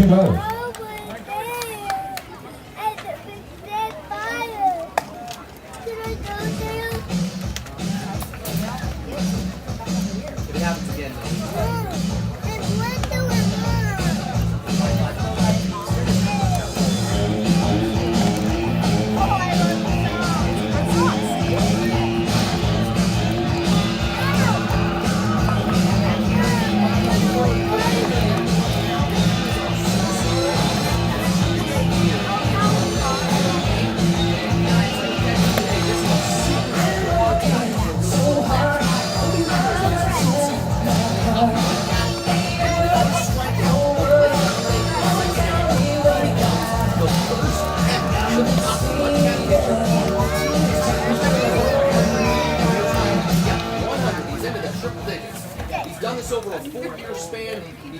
Now batting for the A's, the left fielder, number 5, Tyler Macon. And now he is up to 16 this season. Now he has got 101 career strikeouts as a Mudcat. Or 17 this season. The pitch is called strike as Macon showed butt there. And Macon is a speedster. Macon got hit by a pitch in the first inning and stayed at first base. So Linder, the all-time leader in strikeouts, as Macon swings and misses 0-2. At the start of this season, he was tied with former Mudcats pitcher and head coach Caleb Bounds, but he's now ahead of him. And he leads. Fastball outside, 1 ball, 2 strikes with nobody out in the third. Linder has surpassed him. Both of them were tied at 84 at the beginning of the season. The 1-2 delivery. That one fouled away from Macon just barely. It's grazed his bat. We use the word grazed a lot. Just a little touch off of his bat there, and he stays alive. The 1-2 delivery, swing and a foul tip back, this time into the backstop. The A's 2 runs on 5 hits, all of them with 2 outs. That's been the story so far at Everly Field tonight. Good Florinda crowd, a lot of them watching in the shade down the left field line in chairbacks. The pitch just inside for Linder. He's frustrated. Kind of looked away from the home plate umpire. He thought he deserved another strikeout. He thought he deserved strikeout 102 in his Mudcat career. So he'll get ready, and the 2-2's coming. Outside, ball 3. And I think you could see some frustration from Kobe if he loses his batter here on a walk. But he'll just continue to focus. He continues to say, he told us last time we talked to him on the postgame show last Wednesday, just focus. Every hitter's the same. Full count. Called strike 3 on the outside corner this time. Linder does have strikeout number 102 in his Mudcat career, and there's one out. Now batting the second baseman, number 24, Evan Smallwood. Umpires are in interesting uniforms today. They are tan polos. They got tan polos on, kind of like yellowish polos. As Smallwood takes a strike, he popped out to second baseman Schultz up to end the first. A's have left the bases loaded in the first 2 innings. The pitch, swing and a lazy ball. But they had to do that because I think they're darker uniforms, the umpires. If they would have worn black polos or whatnot, those would have clashed with the A's navy sleeveless uniforms. 0-2 pitch. That's another called strike 3. Goodbye to Evan Smallwood. He takes his seat. Back-to-back strikeouts in the second for Linder. Back-to-back strikeouts for the in A's, the third. the right fielder, number 13, Lake Holiday. That's 19 on the season, but if he can get Kai Hobb or Lake Holiday here, he can get strikeout number 20. The pitch. There's a fastball for strike 1. Lake swung and missed, and that was strikeout number 100 for Kobe in his Mudcats career. The pitch. Swing and a hard shot foul down the right field. Foul ball, that play. Goes on to play it beyond the right field fence. Sears plays close down the right field line. Sandy Cruz, the third baseman, plays on the infield grass. The 0-2 pitch, swing and a miss. Kobe Linder strikes out the side. When we were talking about Linder's strikeouts in our Mudcat catch of the day, he's got 3 more to add to his illustrious career as a Chillicothe Your Mudcat. score, The third inning going is over, to the top and it's of 4. 4-2. The Mudcats won. You're listening to Chillicothe Mudcat The A's Baseball on 2. KCHI. All right, A's fans, take out your green tickets. We're going to draw for some more 4H swag, courtesy of the Columbus 4H. Your numbers are 544048. 544048. If that's your number, come up and see me in the crow's nest for your 4H swag.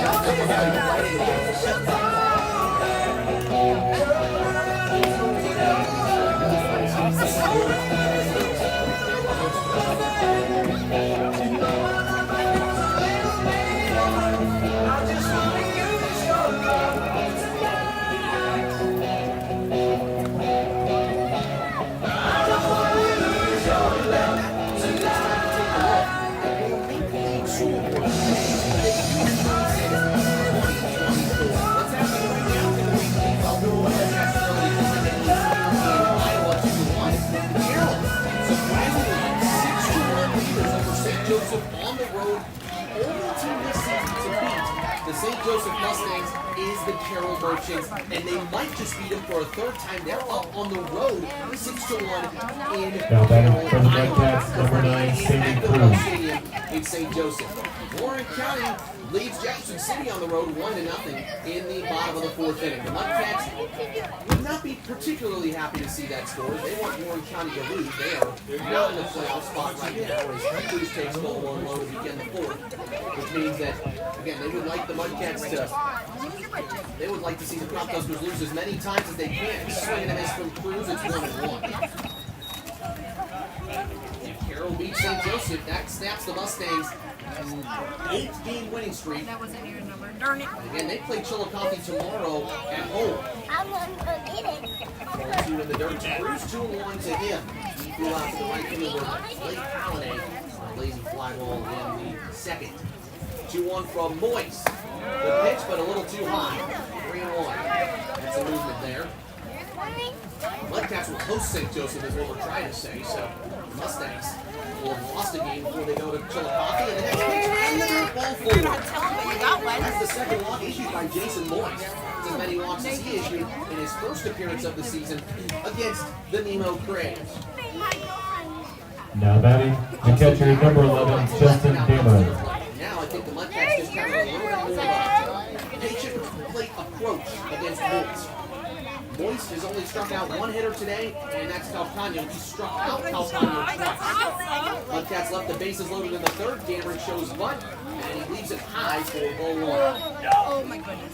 Last night in the Major League, Clarinda beat Sedalia 11-3. There was a big stretch of storms that came through the Midwest, and which means that again last night was rained out. That was the North Missouri Nats and the Jason Renegades. A high fly ball from Dameron backs up Tyler Macon in left field. He's under it to make out number one, pardon me, in this fourth inning. Dameron has golfed 2 fly balls into left field, pretty much in the same distance. Now batting for the Mudcats, the designated hitter, number 5, Jackson Crawford. Today. Crawford grounded out to the pitcher. He's got a runner on first to deal with, and just one out. The pitch.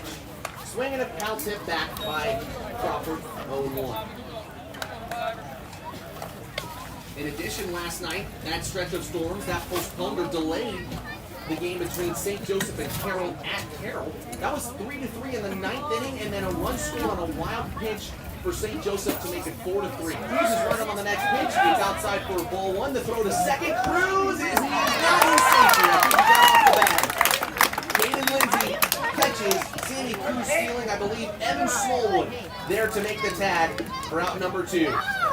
Head coach Tyler Hudlow is coming to the home plate umpire to try to discuss something there. I think he argues that Evan Smallwood, when he was making the tag, blocked Sammy Cruz from being able to reach second base and put a hand on the base pad. Kind of like Peyton Becker did to I think a Clarinda player in the past, or maybe that was a Carroll player. No, that was a Nevada player last Thursday. He just applied the tag, kept applying the tag as Cruz was trying to get into the base pad, and then he fell off of it, and or just kind of left the base. Cruz didn't hold his hand onto the base pad. I think if he would have been safe. As Hudlow continues his conversation, this is going to be pretty much a previous base deal, but I don't think he's going to get anything out of it. He shakes his head in frustration, can't believe it, as he's moving back to the third base line to meet the third base coach. Now Crawford will hit with no on and 2 outs. It's been kind of an up and down day for Jason Moyes. Trouble in the first, no trouble in the second, trouble in the third, now not a lot of trouble in the fourth. And the pitch. Crawford takes low. 2 balls, 1 strike. Jackson Crawford wears number 5 for the Chillicothe Mudcats. He's hitting a $195 as well. He joined us yesterday as a color commentator on our game, or actually on Monday. Pitch inside to him, it's 3-1 with 2 outs. On Monday, when he was helping us in the press box, and we appreciate Jackson for doing that. 3-1. He swings and lifts a fly ball into right field. On the run is Leif Halliday. He makes the catch in foul territory, covering an incredible amount of space and still making the catch with a lot of ease. Mudcats got their leadoff runner. We're still going into the bottom of the 4th. Chillicothe 1, Clarinda 2. Crawford fouls out to right field. So the Mudcats go down in order. Clarinda Once again, we'd like to thank everybody for coming out to 4-H night here at Everly Field. Make sure you go by and visit the little booth set up by the 4-H and tell them thank you and see how you can join 4-H.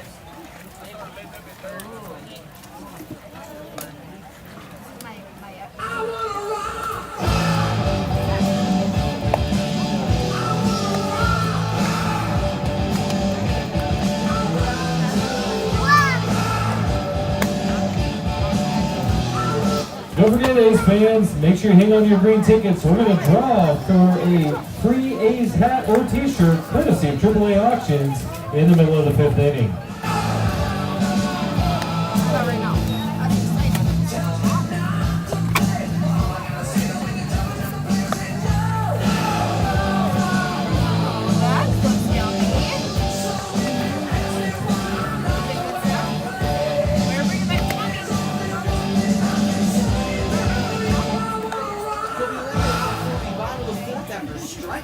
Side in the third.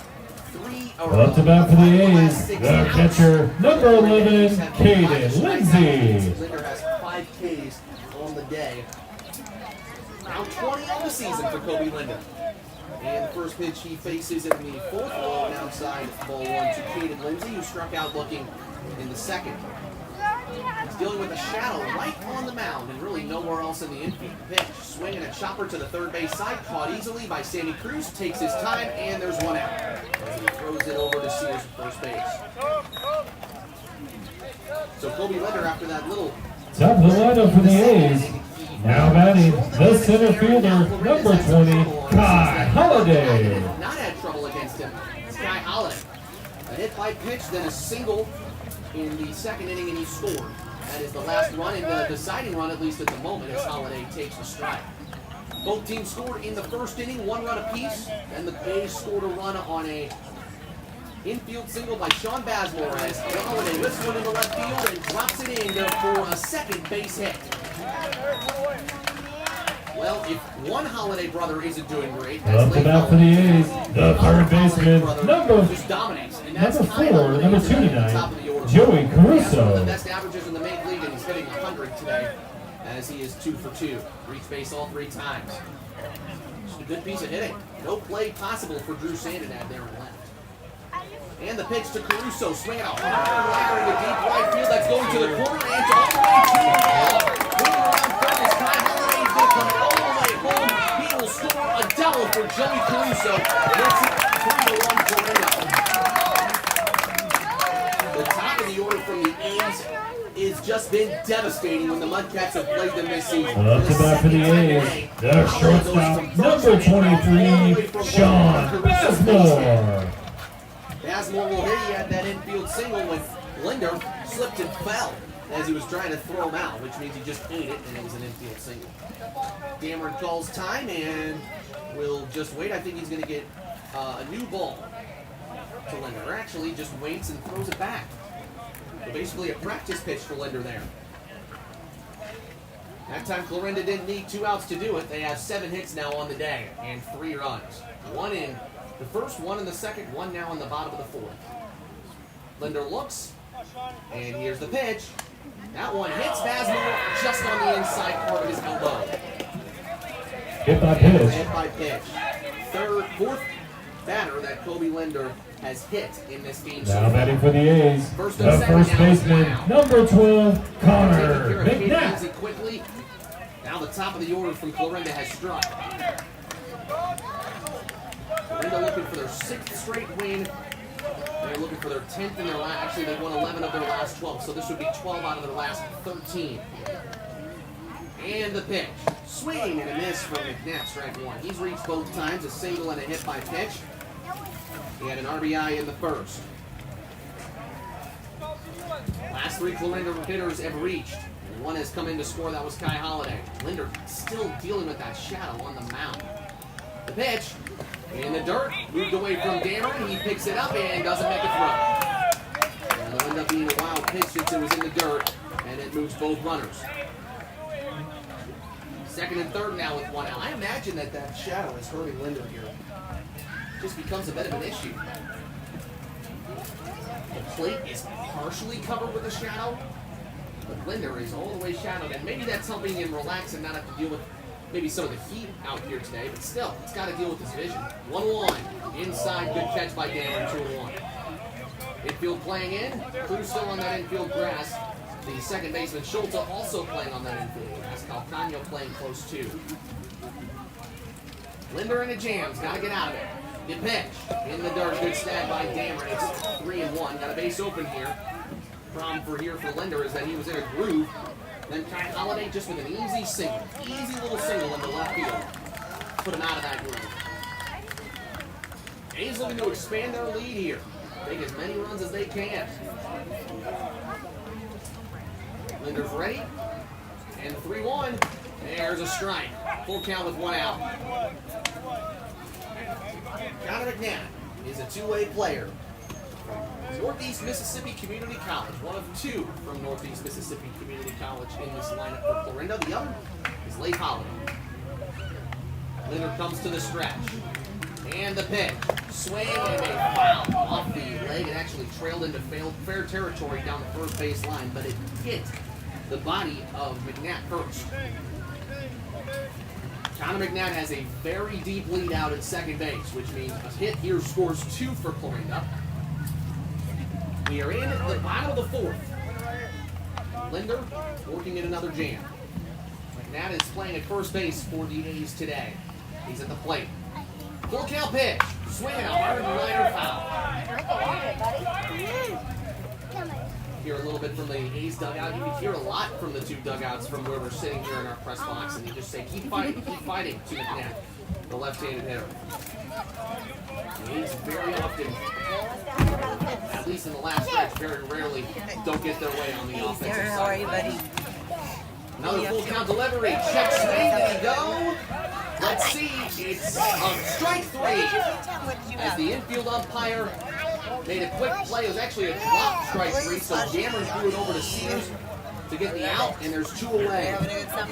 A delayed call from the ump. Everybody was waiting for the infield Now umpire. batting for the A's, the designated hitter, number 25, Drake Cobb.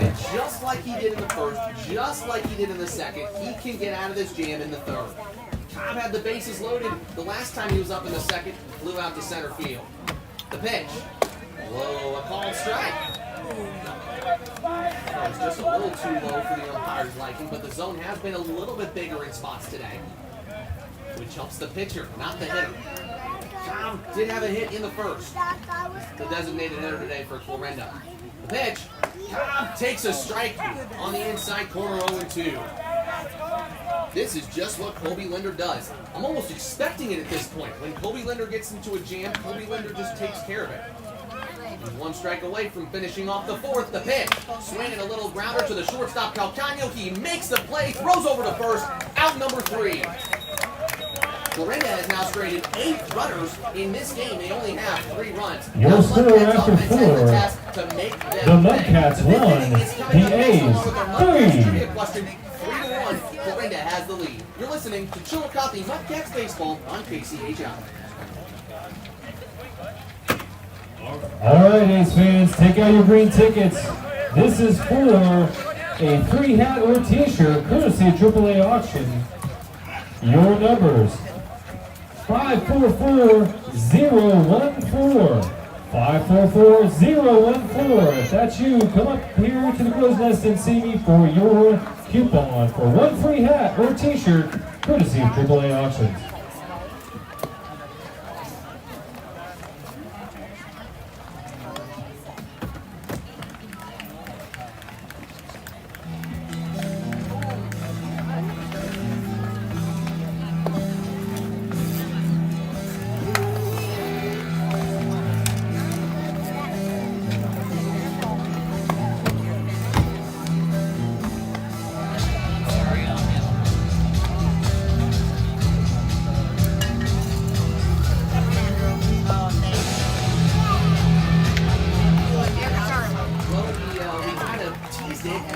Finishing the 4th inning, but it is the 5th inning, which means it's time for Mudcats trivia question here on Mudcats Baseball on KCHI. Remember, this happens in every single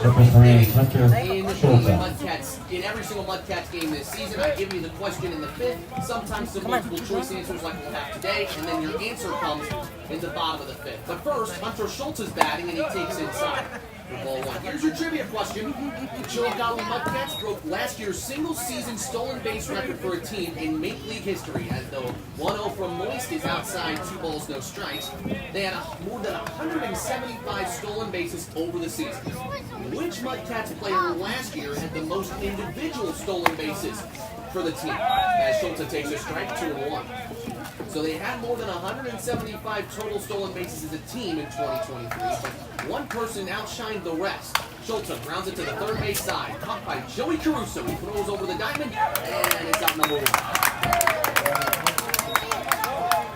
Your multiple choice options, I'm not helping you here. It's not a Mudcats return today, so for all of our Mudcats fans, you gotta take your mind back to last season when the Mudcats had a whole different cast of players, mostly. Here are your options. Choice A, Nathan McClary. Choice B, Noah Hatta. Choice C, Darian Sanford, as Becker takes ball 1 outside. Or choice D, Ben Casper. One of those 4 players, take the guess, maybe write it down on a piece of paper. Keep keep it in your head and have your answer. In the bottom of the fifth. 1-0 to Peyton. He is inside. 2 balls, no strikes. Peyton is rarely referred to as Peyton by anybody as a Mudcat. Normally, the players are calling him by PB, which is his initials, Peyton Becker. 2-0. High for ball 3. Becker over 2 today. Grounded to the pitcher of Moist, and then also lined out to the center fielder Holiday. One out here, base is empty for the Mudcats. Just 1 run on 2 hits, run on earned, or an error by the shortstop for Corinda Basil. The next pitch, a fastball for strike 1. 3 balls and 1 strike to Peyton Becker. Mudcats in their gray uniforms tonight with black pinstripes. Gray pants. Of course, whatever batting helmet they decide to choose. The 3-1, another strike. That one's down the middle. Becker laid off. 3-2. Boys trying to fight back after Becker started with a 3-0 count. If he gets on base, then you know what could potentially happen. He could potentially steal a base. Never know. Full count pitch. Inside, ball 4. Becker's on base with a 1. First time he's reached today. And for Peyton Becker this season. Now batting, the left fielder number 13, Drew Sandad. Got 12 walks compared to 8 strikeouts. A lot of those can come on full count pitches. Sandad has been electric, moving up the order for good coach Tyler Huntlow today, and he's already showed why with a 2-for-2 performance, a double and a run scored. The pitch, swing and a foul tip out of the catcher's mitt. 0-1. Sandad looking to make that 3-for-3. He's batting over 300. One of 3 Mudcats players to bat over 300 so far this year. The other 2 are returners in Becker and Sears. He's got a .441 on base percentage too. That's one of the best on the team. So he gets on base very well. 0-1, the pitch. That's a full strike. Off speed pitch. Moved into the low part of 0-2. So Sandad's going to fight back here. 2 for 5 last night already, or 2 for 5 on Monday. And 2 for 2 already today. Becker the runner at first. Checking on him as the Moist.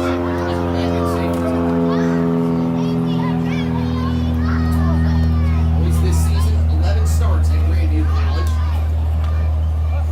And he had a 6-2 record. He's pitched well. He's ready, the 0-2. The Shadows are now reaching past the pitcher's mound and to first base, which I think would be a problem for Moist, but it means he's got a direct sight at his first baseman McNabb, who's holding the runner back. Outfield plays straight up, although they're shading him to the left.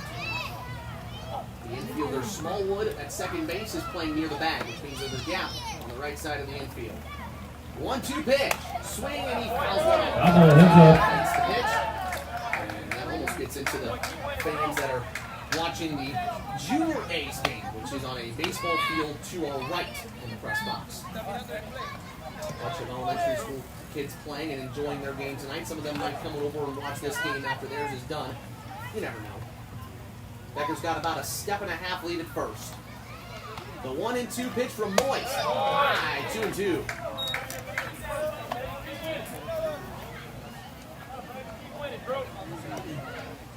Moist 88 strikeouts in his 3 years with Grandview. 43 in his 2 seasons with Ellsworth. Pitcher for 5 years in college. A swing, and that is to the first baseman. A grounder to McNabb. Over to second for 1. Over to first. Did Sandad beat it? No, yes, he did, pardon me. What I was about to say is Moist, the pitcher, completely forgot to put his foot on the base pad as he was trying to catch the double play ball. So Sandad grounds into a fielder's choice. Becker's out. That ends Drew Sandad's 100 day. Now batting, the first baseman, number 21, Tanner Sears. Sears bats with a runner at first and 2 outs. Sandad is quick, so you might as well try to send him to second base and potentially give Sears an RBI chance. And with 1 swing, Sears can tie this game too. He swings and misses, strike 1. He got a hold of the last pitch he faced from Moist in the 3rd inning. He just hit it directly to center field, which is a deep ballpark. 365 in left, 365 in right, with 395 in a 2 outfield in center. Sears takes low, 1-1. Taylor this year against Florinda is 4 for 15 in 3 games against the A's. His best game was when he went 4 for 4 in early June against Sedalia at home. He has had some good road performances though. 1-1. Low in the dirt, Sandinet's going to try to make a run for it, and Lindsay won't throw. Moist is on the ground a little. He's squatting the pitcher after making that pitch. I don't know if that was frustration or hurt or what. 2-1 to Sears, and Sandinet ends up taking that base. Not on a stolen base, but wow, pitch. Sears slowly waves the bat, slowly bends the knees. He's got a pretty regular batting stance when you think about it. The pitch, swing, and that's an opposite field fly ball into right. On the run is Leif Halliday. He slides. Did he make the catch? Oh my gosh, he did. But it was out of play. Wow, can you believe this? I was thinking about this earlier today. The fences in left and right field do not extend out. The foul wall fences, they don't extend out. So Leif Halliday technically made that catch in a territory that was out of play extended. He made that catch incredibly, but it's not going to count as an out. Unbelievable. Sears gets another chance at it. Here comes the 2-2 from Moyes. And it hits Sears. My gosh, how about that? All of the hard work from Leif Halliday in right field to make an incredible sliding catch. But it was out of play. John Spoto. Sears takes a base.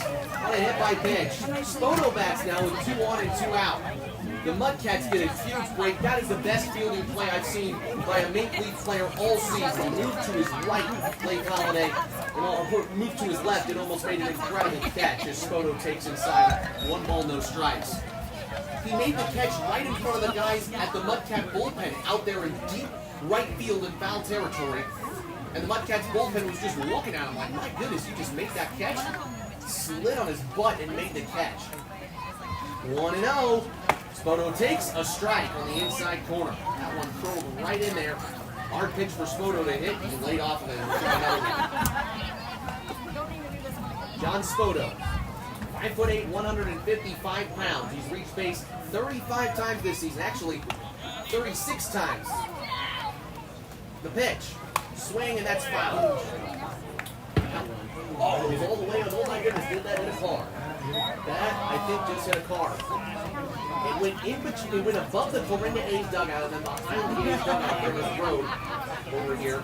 On Ozzie Smith Drive, actually, is what it's called here in Florinda, funny enough. And that one hit a car, hopefully not in the window. That would be bad news. 1-2, 2 outs. The pitch from Moyes.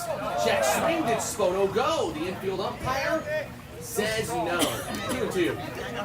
The infield umpire, who is standing in between second and third base in the infield grass, is taking his time on these check swings to make a decision. He has a good think about it and then makes the call. Leaves everybody waiting for a second. Spoto looking for some RBIs here. His hit into left field was dropped by Sean Bazemore in the first, and it scored the only Mudcats run. The pitch. Line outside, full count with 2 outs. The runners will be on the move on the next pitch from Spoto. Head coach Tyler Hudlow makes the sign. With a base hit here, Spoto certainly gets in Sandinet and at least cuts this deficit. Sears is also a hustler, and he's at first base. Just looking for a good piece of hitting from John Spoto here. Moist dealing with the jam. Runners are moving, the pitch. High for ball 4. Spoto takes his base. Walk number 22 of the season for John Spoto. Bases loaded again for the Mudcats. And again, Rafael Calcano will come to the plate for a moment. He had this same chance in the third inning and struck out looking. Down on the field. Head coach Ryan Eberle for the Florinda A's jogs on and will talk to the pitcher Moyes. This is his second down discussion with Jason Moyes. A's fans, take out your tickets. We're going to do a quick drawing for some 4-H swag. Your number is 544-103. 544-103. If that's you, come up here and sing in the crow's nest. To give him some wise words of encouragement. Puts his hand on his shoulder, rubs it a little bit, trying to relax Calcano as he comes to the plate. And you know, Rafael is such a competitor. And you know so bad, you know he wants to get hits like these so badly. And you know what? For Rafael right here, just put it in play, right? He left the last 2 pitches. He's allowed Moist to strike him out twice. Just get it in play. And make the A's fielders make a play. The pitch to him. That hits Calcano on the arm. It's a hit by pitch. Didn't know. No, a foul ball. Wow. The umpire put his hands up, but then never awarded Calcano first base. From the sound of that, it appeared that Calcano got hit, but I guess it hit the knob of his wooden bat. So 0-1, a foul ball. Wow. The pitch. That's a fastball called strike 2. Moist was centimeters away from hitting Rafael Calcano there, but he doesn't. The Mudcats trail 3-1. The bases are loaded here in the bottom of the 5th, or the top of the 5th for them with 2 outs. Calcano down at 0-2. Moist coming in with the pitch. Fastball low. Wow, he whizzed that one straight past Calcano, and Rafael just looked at it. Calcano's been hitting leadoff, but now he hits in the middle of the order, which means opportunities like this more happen to him more. The pitch. Swing and a miss. Calcano strikes out. Jason Moist gets out of another bases-loaded jam. He's only allowed 1 Your score going to the bottom of the 5th. in the top. Chillicothe 1, Florenda's 3. Back in the bottom of the 5th. You're listening to All right, A's fans, take out your tickets. We're going to do another drawing for some 4-H gear. Your numbers 544-068. 544-068. If that's yours, come see me up here in the Crow's Nest.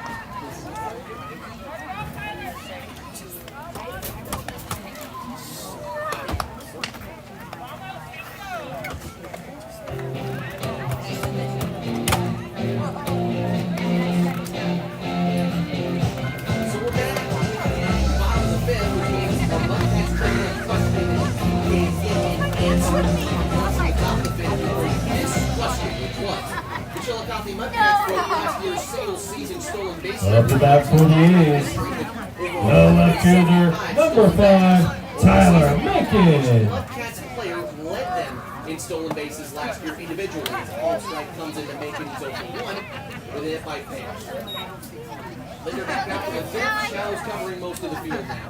The pitch, swing, fouled away. Heads up. And it's 0-2. Your answer choices were Nate McLaren, Noah Hata, Darian Sanford, Ben Asbury. Those were choice answers. The pitch, high. 1 and 2. The answer, you guessed Noah Hata, H-A-T-A, Noah Hata, you would be correct. 1 and 2. Called strike 3 on the outside corner. Down goes Macon again. He struck out looking twice now today. Linder's got K number 6 on the day after. Now batting for the A's, the second baseman, number 24, Evan Smallwood. For 2. Hata, our trivia question answer for today, had 46 stolen bases in 44 games last year. Smallwood takes in the dirt ball 1. 92% stolen base success rate, which makes me ask the question, why didn't head coach Tyler Hudlow make him steal more bases if he was that good? It's a 2-0 count to Smallwood. He takes a pitch outside. Hata is actually second all-time for stolen bases in a single season with this 46. In second in Mudcats history. Ball 3, high and inside to Smallwood, it's 3-0. Linder has not walked a batter today, but he's hit 4 batters so far. He's got 6 strikeouts. The 3-0. Smallwood takes outside, he's got a 1-out walk. He'll take his base. Noah Hata actually is from Hawaii Pacific University. Now batting for the A's, the right fielder, number 13, Lake Holiday. Who was another multiple choice question. He got the stolen base record for the Mudcats back in 2009. So he didn't play last year. He was a Mudcats player back when they won the Maple League in 09. The pitch to Lake Holiday. Swing and a base hit into right field.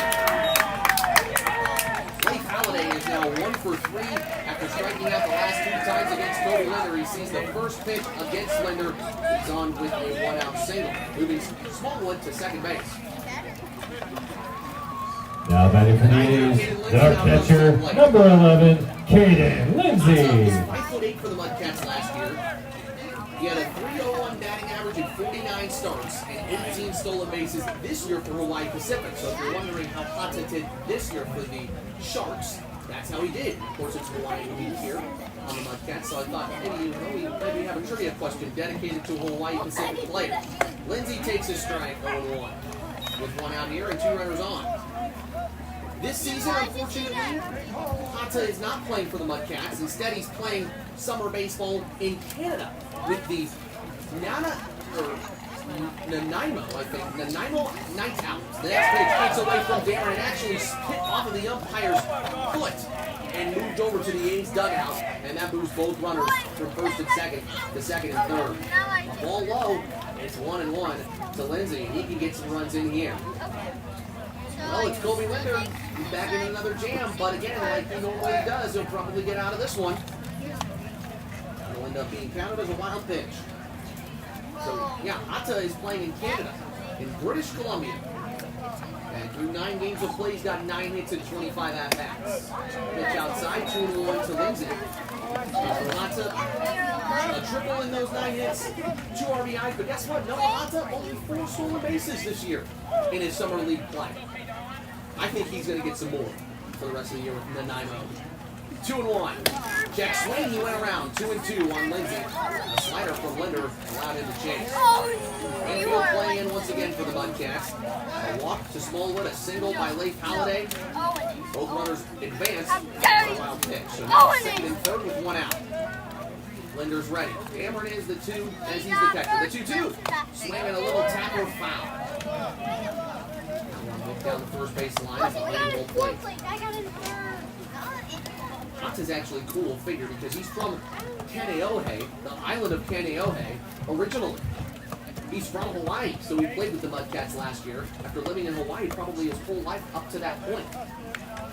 2-2 to Lindsay. High for ball 3. Never dropped that pitch. And Cameron had to spring to action in order to make sure that ball didn't get to the backstop.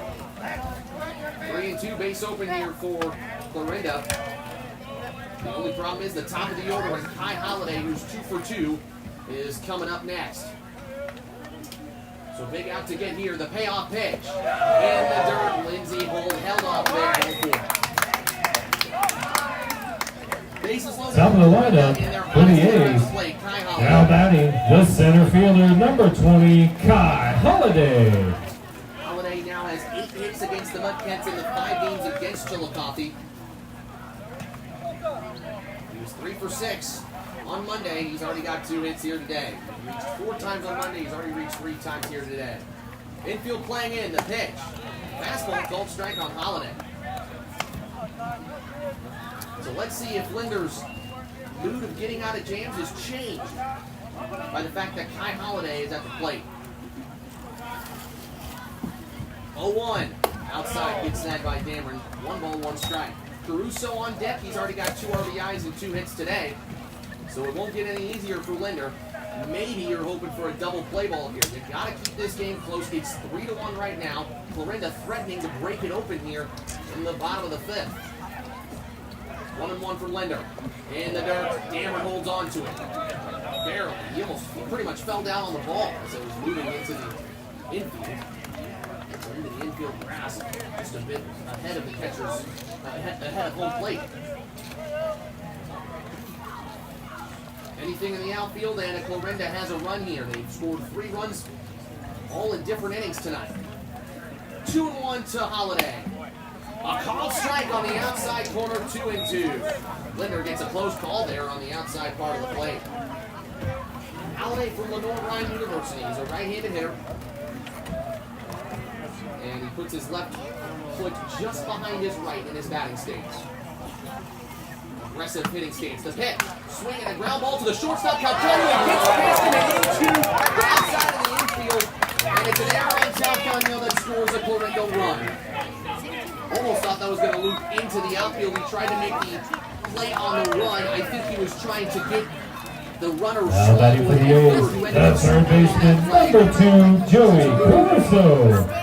Time on the field. Coach Tyler Hudlow is going to make a call to the bullpen. That'll be it for Linder as he leaves the bases loaded here with Call to the bullpen 2 earned runs for the around the Mudcats. base pads, one of them unearned as Kai Holiday reaches. A's fans, as we are waiting, Lopez is coming to the mound. we will now draw for the opportunity to do the Hy-Vee ball toss. We're going to pick 2 names, 2 numbers for the 7th inning stretch Hy-Vee ball toss. If you get that in there, it is a $100 gift card from Clorinda Hy-Vee.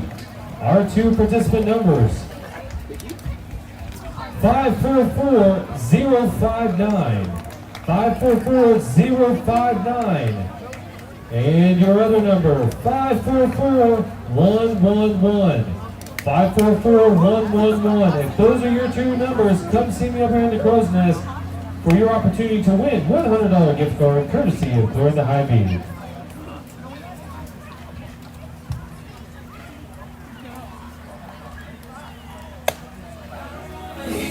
Sad songs.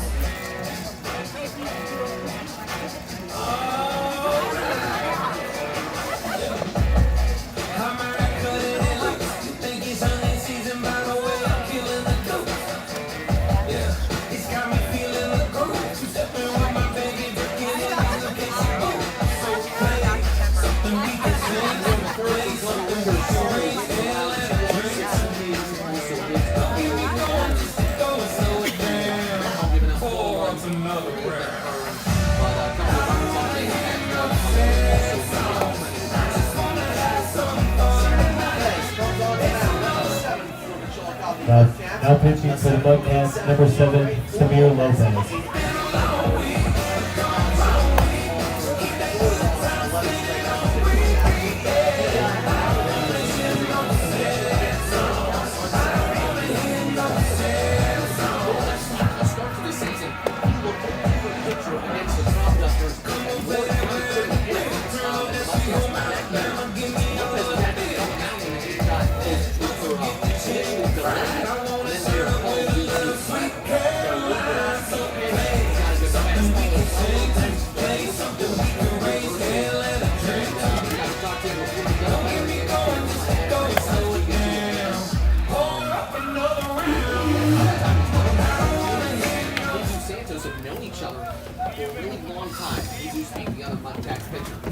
So Lopez comes in off of 3 days of rest, and the bases are loaded for Clorinda here with just 1 out. Error by Rafael Calcano allowed the A's runner Smallwood to score, and everybody moved up a base. Holiday length at third, Lindsay at second, Kai Holiday at first, and the pitch to Caruso is outside for ball 1. Caruso a double to score a run in the 4th, a single to get an RBI in the 2nd. You can get more RBIs here. Even with a fly ball, you can get an RBI. Lopez ready, the 1-0. Swinging a grounder to the first baseman. Sears, he gets the out at first attack. Oh, not in time. Sears got the out unassisted at first base. Tried to get the double play, but the speedy late Holiday comes in to score and makes it 5-1. Nothing you can do about that. He decided to try to get the out at home, and late that Now batting, the shortstop, number 23, Sean Bazemore. Bang bang play right there, grounded right to Sears, who was playing near the first base line, tagged on or hit the first base bag and tried to get the double play, but couldn't. Second and third now as the runners move. The pitch is high to Bazemore. Everyone will be credited to Linder. Now Lindsay's at third. Kai Holiday's at second base. The problem, Clorinda's got speed, and normally a play without the Clorinda speed there probably is a double play. 1-0 in the dirt. Good pick by Hammer. It's 2-0. Bazemore an infield single and a hit by pitch. He popped out to the first baseman Sears in his first appearance. If they hold him here, Chillicothe, they still got a shot, but anything more, and Clorinda can take a bit of control of this one. The pitch. There's a fastball for strike 1. Head coach Tyler Hudlow is probably looking for Lopez to pitch not just the 5th, but also finish the 6th, and maybe get a 7th inning in. When the Mudcats are on the road, they have less pitching because less guys make the trips on the road. Guys like Lane Rutherford, Caleb Bergman, not available because they only pitch home games. The 2-1. Swing and a miss. A high fastball. That makes it a 2-2 count on Bazemore. Sean still looking for his first few RBIs against Chillicothe. I only think he has maybe 1 or 2. He had a sac fly RBI the first time these two teams played. 1-2 to Bazemore. Swing and a high pop fly. The only foul down the right. Foul down the right play. Gets the concrete side. Heads up. That is. Behind the Mudcats dugout and in between Eberly Field and the Junior A's baseball field. Bazemore, after having a hot start, has kind of cooled off for Florinda. The rest of his teammates are picking him up. 2-2 with 2 outs. Florinda just 1 hit in this entire inning, so they got runners on second and third. Lopez trying to finish things and take care of it. 2-2. Swinging a hard liner, and that's going to be caught by Calcano. On a backhand, the throw to first. Picked by Sims, no doubt behind him, and that's going to allow 2 runs to score. Error by Calcano as it got back from Sears, and both runners end up scoring for the base pads. It is 7-1. Second error in the inning for Calcano. And that's exactly what you didn't want to happen there. That makes a comeback for the Mudcats tonight. The first baseman, number 12, Connor McNatt. Self-inflicted there from Chillicothe. The A's had not played extremely well. So Linder's line is going to finish there. It's going to be, I think, 7 runs. Oh yeah, all 7 runs are credited to Linder. And I think we're going to go with 5 of those being earned, as the second one in that play was reached. They're actually both were unearned since there was an error. So make that 4 runs on Linder, a called strike to McNatt. We're hoping that this would be the night that Chillicothe would get their opportunity. They're 0-4 against Florinda this year. Well, that hurts. Runners going from second to third, a swing or foul by McNatt. Bazemore was testing it, trying to move to second. It was actually a ground ball by Calcano there. Tried to backhand it. Tough throw. I think if it was on the money, it would have been in times. And it would have saved 2 runs. Hopefully that doesn't come back to bite Chillicothe. That's the hope. McNatt, a left-handed hitter. Lopez is ready in the 0-2. Outside, ball 1. McNatt playing at first base. Mudcats and A's won't play each other until kind of the back end of the year. They'll play once more here at Eberly Field, once more at Schaefer Park in Chillicothe. 1-2 delivery. Good curveball. Strike 3 call. That was actually a slider. Your score, top of 6. Chillicothe 1, Florinda 7. All right, A's fans, we're still looking for one more participant for the Hy-Vee Dot Toss. Take out your green tickets. Your number is 544-081. 544-081. If that's you, come up and see me in the crow's nest. Now pitching for the A's, number 10, Dylan McIntyre.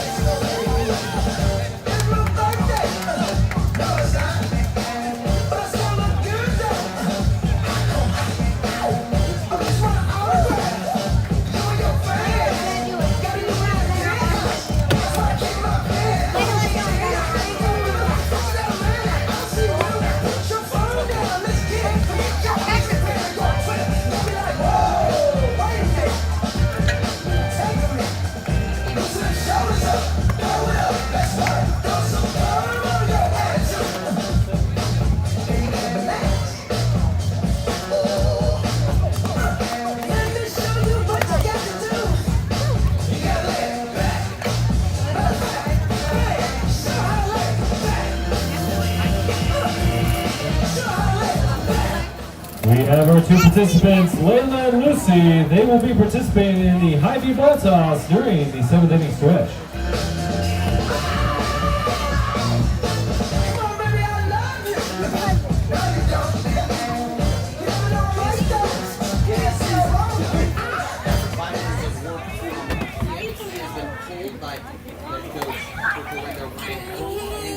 Facing him on the Up to bat for the Mudcats, number 9, Sammy Cruz. For the mound for the A's. McIntyre has pitched against the Mudcats in the past. He pitched the opening game between these two teams and allowed the only Mudcat run that day in the ninth. And the Mudcats took a 1-0 lead. The lefty throws a fastball high to Sammy Cruz. Mudcats have ground to make up after allowing 4 runs, only one of them earned in the bottom of the 5th, and Florinda now leads it 7-1. 1-0 from McIntyre, swing and a miss from Cruz, strike 2. He walked and was caught stealing by the catcher, Caden Lindsay, in the 4th inning. And of course, if you remember, last year, McIntyre pitched for Chillicothe. The pitch, that's low and inside, 2-1. We don't have the exact stats on McIntyre due to the lack of updates on the Maple League website, but he did pitch for Chillicothe last year as a reliever. This year, going to a different Maple League team to spend his summer. 2-1. That's low, 3 balls, 1 strike. So I think some extra energy and some extra emphasis for Dylan McIntyre because he's pitching against another team, or pitching against a former team. Some of these guys he spent last summer with, including Cruz, who's at the plate, and he drives one into deep left field. On the run is Tyler Macon. He makes the catch for out number 1. Twisted to his left, then twisted to his right, and got under it easily. It was now batting for the Mudcats, number 11, Justin Dameron. So Sammy Cruz flies out to left. Second time he's flown out today. Dameron, well, he's hit it the last 2 times straight to Tyler Macon. 2 high pop flies. Strike 2, Macon in left field. The pitch from McIntyre. It's a slider that misses high, 1-0. Dameron the catcher today for the Chillicothe Mudcats. McIntyre from North Central Missouri College is 1-0 delivery. Inside, 2 balls, 1 strikes.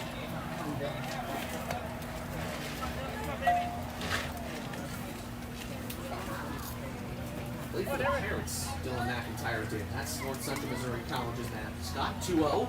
That's low and inside, ball 3. And this is another interesting matchup. I'm sure Dameron knows Dylan well too. There's a chance that Dameron caught Dylan McIntyre when he was at North Central Missouri College. These two probably know each other. These are 2 college teammates going up against each other in the summer. Dameron is up on McIntyre this time, 3-0 count. And Dylan's coming in with his next pitch. Fastball, full strike on the outside corner. McIntyre, Ravenwood, Missouri. Where is Ravenwood, Missouri? Well, I didn't know exactly. It's in Nottoway County, which is in northwest Missouri. 3-1. And inside, ball 4. Yeah, just a little east of Maryville, Missouri. Dameron's got a walk. It's the first walk that McIntyre has allowed. Now batting number 5, Jackson Crawford. This year, Dylan McIntyre for North Central Missouri College started 2 games, had 8 appearances, a 2-2 record, and 15 2/3 innings of work. Dameron is on first. McIntyre set, and the pitch. Crawford takes inside ball 1. Gotta let the pitcher beat you here for Chillicothe. Moist getting out of multiple jams that the Mudcats would like to have back. They stranded the bases loaded in the 3rd and the bases loaded in the 5th. Did not score a run in either of those innings. Crawford fights off a pitch and leaps into right field and down for a base hit.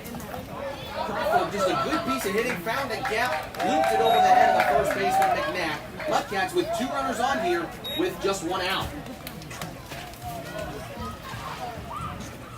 Well on for now batting for the Mudcats, number 3, Hunter Chillicothe. And after McIntyre struggled against the Mudcats last time out, he's having a little bit of trouble again.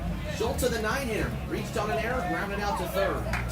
2 errors in the day for Florinda, both of them by the shortstop, Sean Basmore. The pitch. Fastball, strike 1 on the outside corner. Chillicothe from St. Charles, Missouri, which is in the St. Louis area. Not too far from St. Louis. Northwest of the gateway to the west. And the 1. Outside, that time he just missed on the outside corner.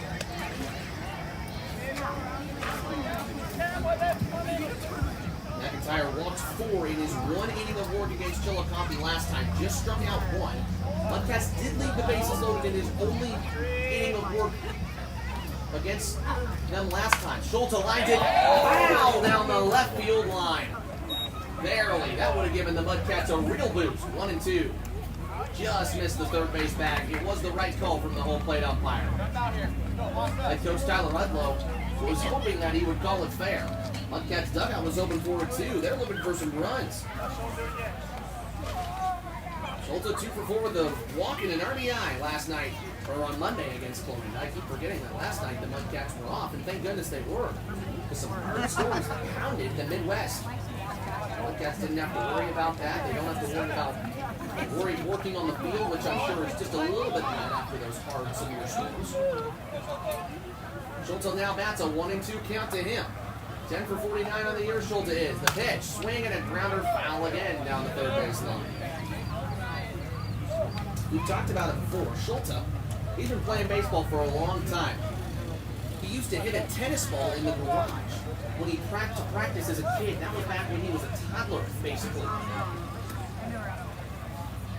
McIntyre, who's from the entire other side of the state of Missouri originally, leans in and now he comes back. The 6'2", 205-foot freshman deals a swing and a miss from Chillicothe, strike 3.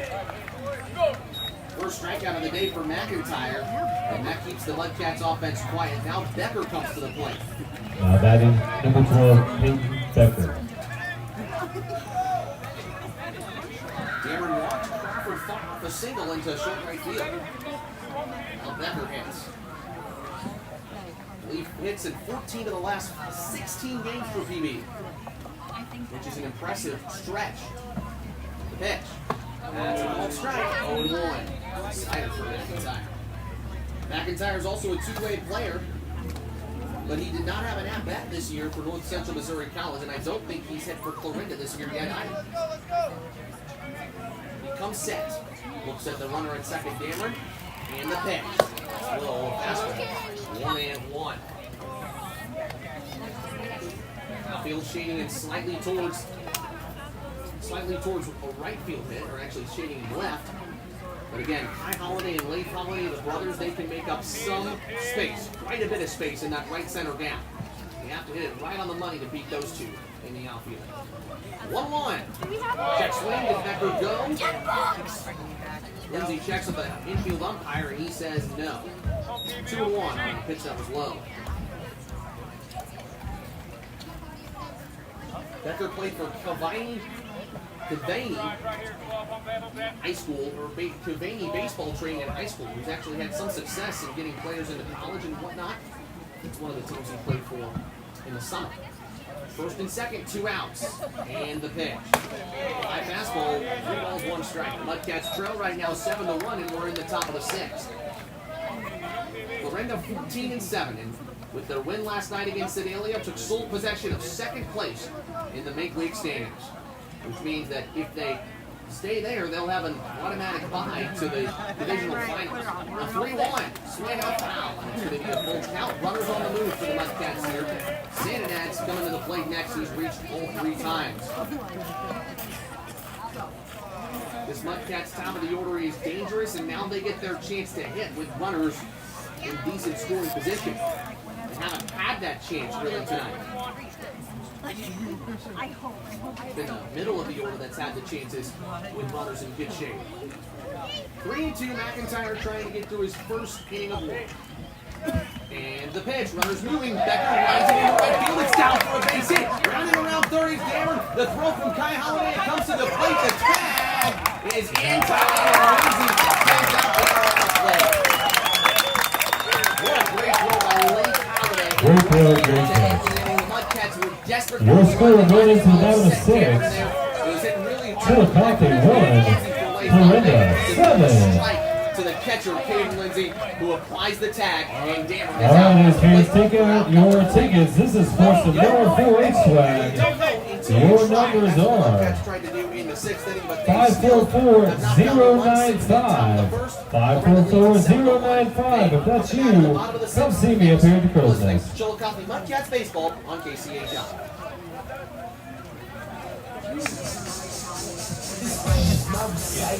I know you're doing the sun walk in the sun.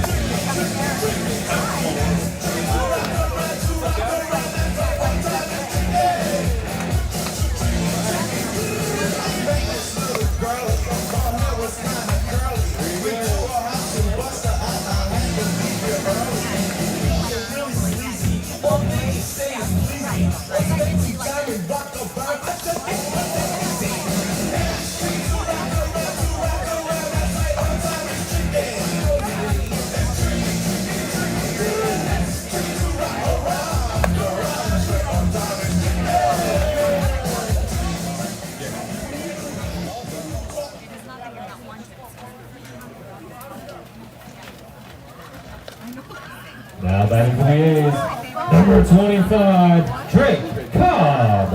It's not that. We'll just go back to a minute. I just needed a minute and a half for that frame. So, my apologies.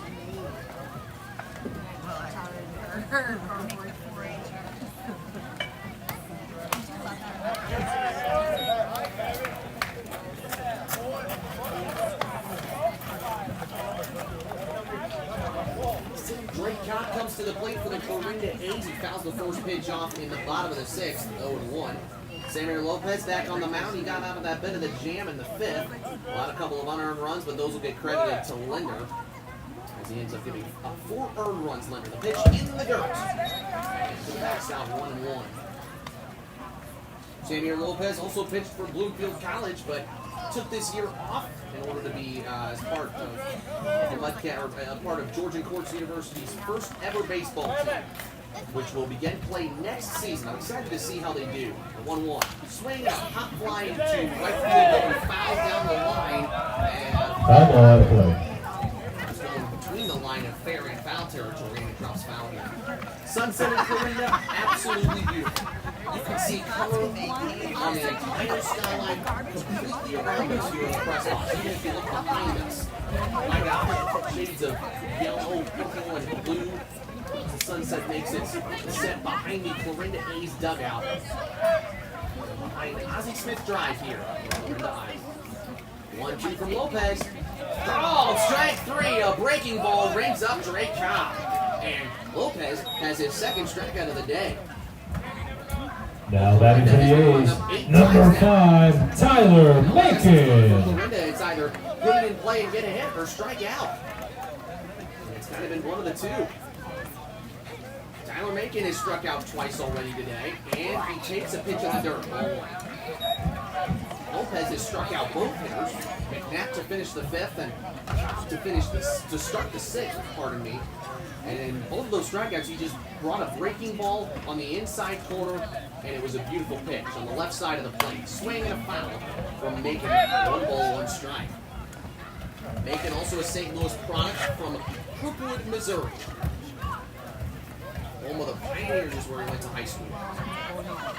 He also played Kirkwood football back in the day, way back in the day. He was a two-sport athlete. He takes a pitch in the dirt, it bounces off of Dammer to the backstop, but it is nobody on, so we'll get a new ball, 2-1.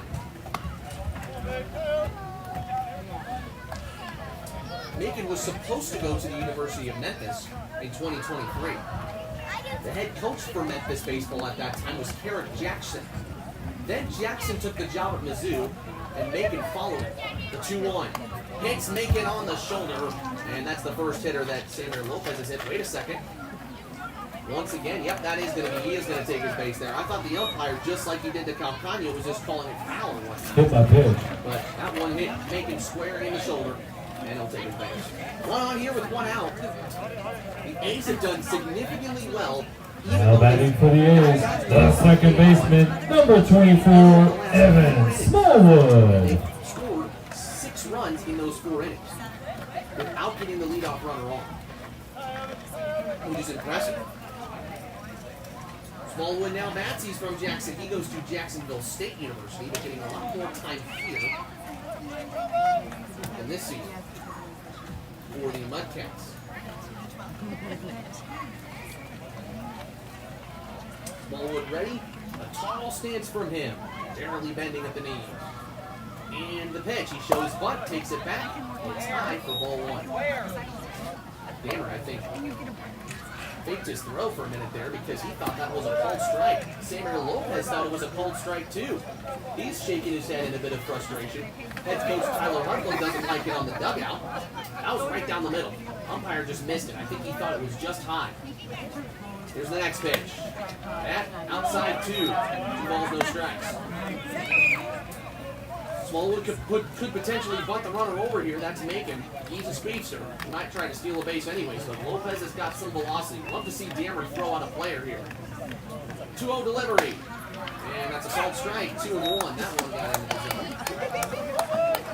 Sometimes The zone has been tight. Sometimes it's been wide in today's game. Lopez, a short player as he pitches high fastball, 3-1. Talking about a short player, he's one of the shorter pitchers. Cats, he's from New Jersey initially. Smallwood went to Spain Park High School. Home of the Jaguars. 3-1, runners going. It's a called strike, no throw from Dameron. Stolen base for Macon as he moves to second base. So now a full count with 1 out. Let's see if Macon tries to create some chaos by moving from second to third on this next pitch. We got a Holiday brother coming up. That's Leif, who's 1 for 3. He's on deck. And the 3-2. Called strike 3 on the inside corner again. That is where Senator Lopez is painting a corner, and he has Now batting for the A's, your right fielder, number 13, Leif Holiday. It is his go-to pitch, Senator Lopez, that breaking ball. And again, he is starting to have some real command on the mound. As we go down later in the season, he's going to get bigger and bigger assignments. Making room from second to third. The throw from Dameron, the tag, not in time, making that under it. And a stolen base for Macon on a ball that was high and outside. A great throw from Dameron. A late tag from Cruz. And great flexibility there from Macon, too, because he was beat going from second to third. But he found a way to go under the tag. Just hit the deck immediately in his slide. Leif Holiday takes strike 1 on the outside corner. It's 1-1. 7-1 our score here on this beautiful night in Clarinda. With a great crowd here supporting their A's, who have been a team for such a long time, since back in the 1950s and 60s. Holiday fouls it off. That one's going into the Junior A's baseball field behind the Mudcats dunny. Leif extended his 10-game hitting streak. Going to be a 9-game hitting streak now for Leif with his single in the 5th. Lopez on the 1-2 pitch, swinging a chopper towards the shortstop Calcano. He makes the catch, throws on the run, and makes out number 3, making straight at 12 for the A's. And that is your score after 6. Chillicothe 1, Clarinda 7. Don't forget, 7-1, we head to the 7th next. Lucy and Layla, make sure you make your way to the A's dugout, because we will be doing the high-view ball toss. I'm Jonathan, by the way.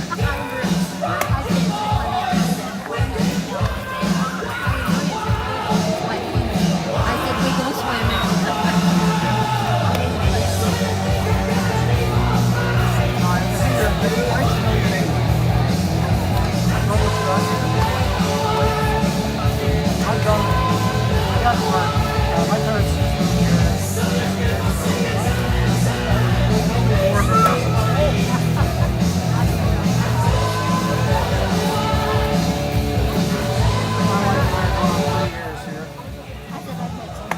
I'd like to take this special time to say thank you to all of our A's sponsors. All those sponsors are located out there on the outfield wall. Thank you again for all of our great businesses who support Run A's baseball.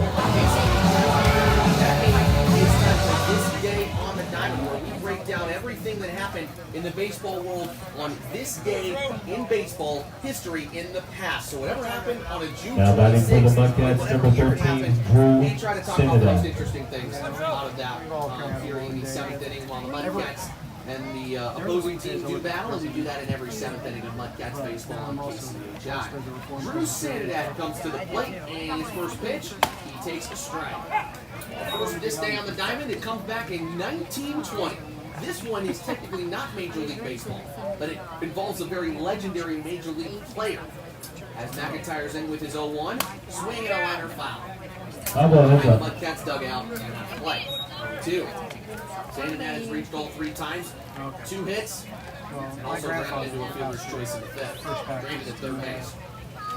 This is back in 1920, this next day on the diamond. But let's let Dylan McIntyre bring in his 0-2 pitch first. A swing and a ground ball foul on the first baseline.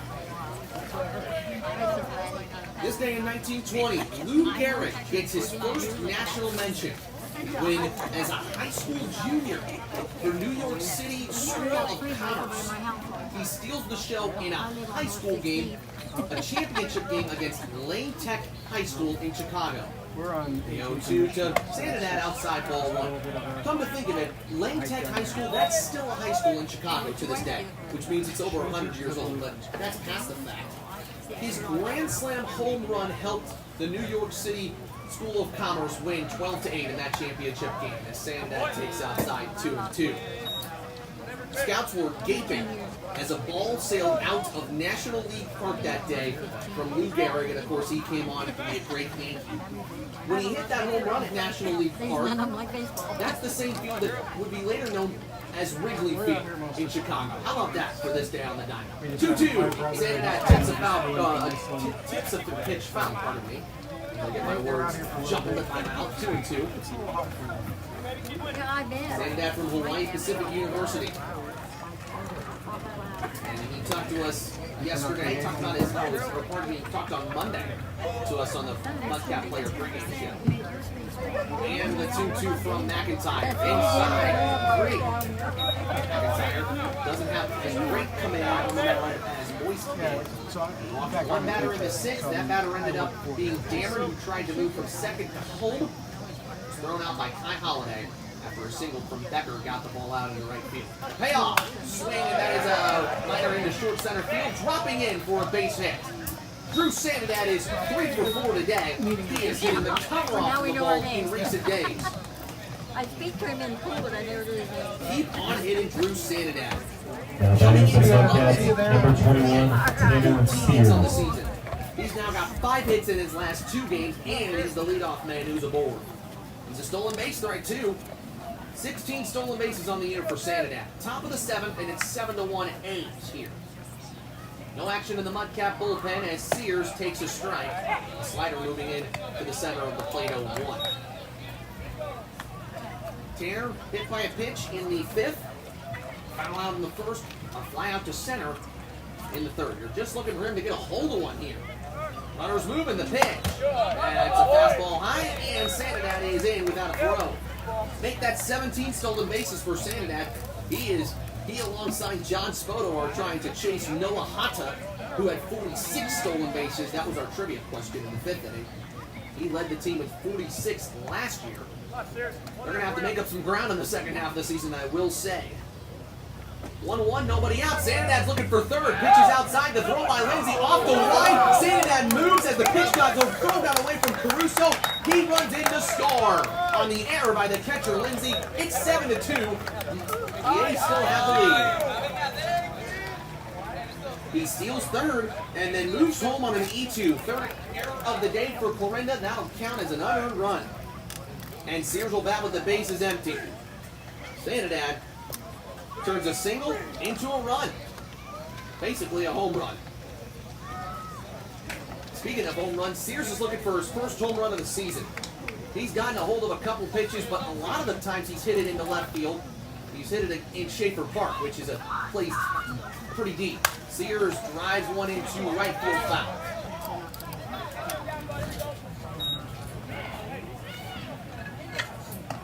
McIntyre will get a new ball as that one got out of play and some kids run toward it down the right field side and out of play. 2-2, nobody out. McIntyre surrendering his first run in his relief appearance. The pitch, inside, almost grazed Sears on the arm. It's a full count to Tanner. Tanner, 13 RBIs and 7 extra base hits in the month of June. He has been sensational. 5 for 13 after returning from a slight arm injury. And the pitch, swinging a foul from Sears. He fights off a low fastball. And then past that point, he had just a small arm injury after feeling some discomfort warming up in the bullpen for Chillicothe when he was going to come close the game out last week. Since that point, 2 extra base hits and 5 RBIs. McIntyre puts the glove close to his face. Now he's coming in with another full count pitch. Inside ball 4. Sander, I was about to call him Sander Tears. Move the name around a little bit. Tanner Sears takes a walk and leads on to first base. Well, Now if the batting, Mudcats are going to try and generate a John comeback tonight, Spoto. it's got to start somewhere. And maybe it's this 7th inning. Florinda does have an arm working in their bullpen, which means it might not be long before McIntyre is done. John Spoto, 2 walks today, and reached on an error. The pitch. That's a faster part of an off-speed pitch, strike 1. Spoto now 23 walks on the year. That leads the Mudcats, and that's why he's got such a great on-base percentage. It's probably going up after tonight's game. 0-1. Outside, picked by the catcher Lindsay on a hop. 1-1. Spoto is, again, we've talked about it in the past. Spoto, after his freshman year at Rock Valley College, was told that he needed to work on his 2-strike approach. And he's worked on it, especially because that's how many times he's walked. Pick back attempt, and it safely is Sears.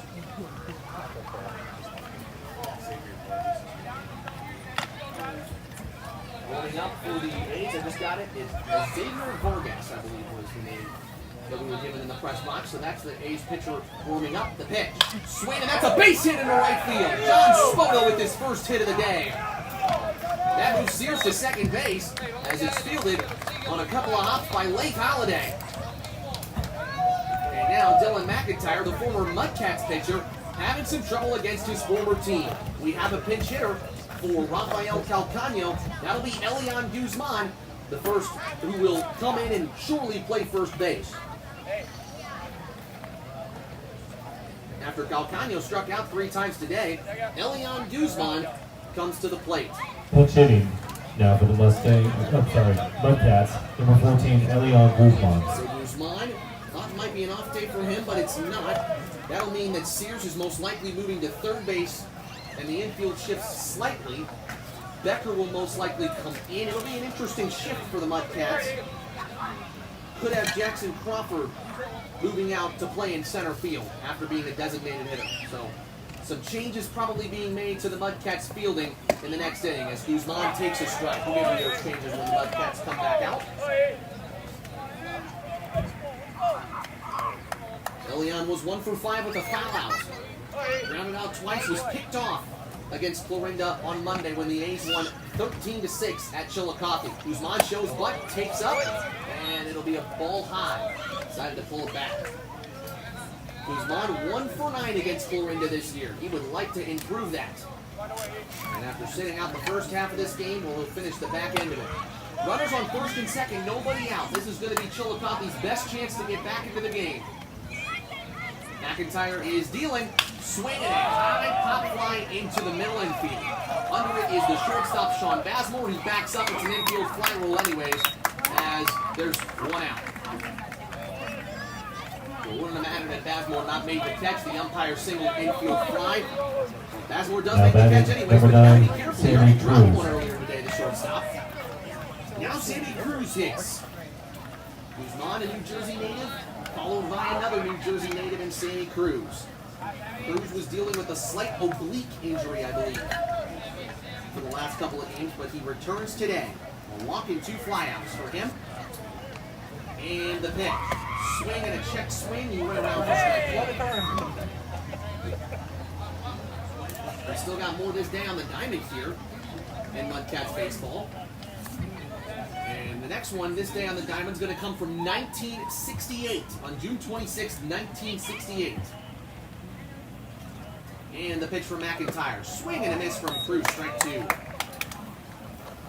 This day on the diamond in 1968, Bob Gibson, the great St. Louis Cardinals pitcher, pitched a 5th straight shutout in their first game of a doubleheader against Pittsburgh, which they won. It was at Busch Stadium, and then the Pittsburgh ended up sweeping the doubleheader, ended up splitting the doubleheader with a 3-1 win in Game 2. The 0-2, called strike 3, a fastball on the inside corner. Cruz is down. Cruz thought that pitch was trailing on the inside part of the zone, or too far inside, pardon me. And then gets run up. Mudcats, number 11, Justin Deveron. Strikeout number 2 for McIntyre. But yeah, 5 straight strikeouts for the Cardinal pitching great, Bob Gibson. I'm sorry. And the future Hall of Famer's accomplishment actually is 1 shy of the Major League record in consecutive shutouts. Dammer takes ball 1 inside. He's got runners at first and second with 2 outs to work with. And the A's lead at 7-2 here at Eberly Field tonight. The record was made by Don Drysdale in that exact same year in 1968 out of the Los Angeles Dodgers. He had 6 straight shutouts for the Dodgers. The 1-0, and that's a fastball called strike on the outside corner, 1-1. Bob Gibson ended up continuing his streak. He ended up going 48 2/3 innings scoreless as a pitcher for the Mudcats, which was so impressive for him. But couldn't get that 6th consecutive shutout as Dameron takes inside 2-1. So that was really cool. That's actually, we normally go in chronological order for this day on the diamond. That one was ahead of the next one, which we'll talk about in the bottom half of the second. Dameron's hitting. He walked, got thrown out at home after a single by Becker made him try to charge on home. He was thrown out. The pitch, swinging a high pop fly, moving to his right, his late Holiday, and he drops in foul territory. He couldn't make that catch. He already made one in foul territory today, but it ended up not mattering because he made the catch out of bounds, technically. And he ran so hard on that play. It was an incredible play that didn't count. Leif Halliday runs out there like some of the great outfielders in the game's history. I'm thinking about David Eckstein, great Billy Mays, of course, who we talked about on this day on the diamond on Monday. 2-2 again. That is just high, full count, and the numbers are moving again. Dameron's on the next pitch from McIntyre. He just missed there. Dameron just laid off. Dameron's put it in play well twice. Just a little too much air under both of his pieces of contact tonight. 2 fly outs to the left fielder. Full count pitch, outside, ball 4, bases loaded. A huge chance here for Jackson Crawford to make this into a real comeback opportunity for the Mudcats tonight. Sears to third. Batting for Chillicothe, to number second. 5, Jackson Just Crawford. 1 run on 2 hits for the Mudcats. Their first 2 hits since the 3rd inning here in the top of the 7th. Actually, 2 hits in this inning. The Pod with 2 hits in the 6th, pardon me. So they actually have 8 hits on the day, the Mudcats. Crawford swings and misses at the first pitch he sees. A fastball right down there. Strike 1. Actually, correction, there are 6 hits for the Mudcats in this game, not 8. So 2 runs on 6 hits and 2 errors for the Mudcats. Crawford got a hit in his last plate appearance and was stopped at third base. The 0-1. Swing and a miss again from Crawford. 0-2. Crawford had a good piece of hitting the last time he was up to the plate.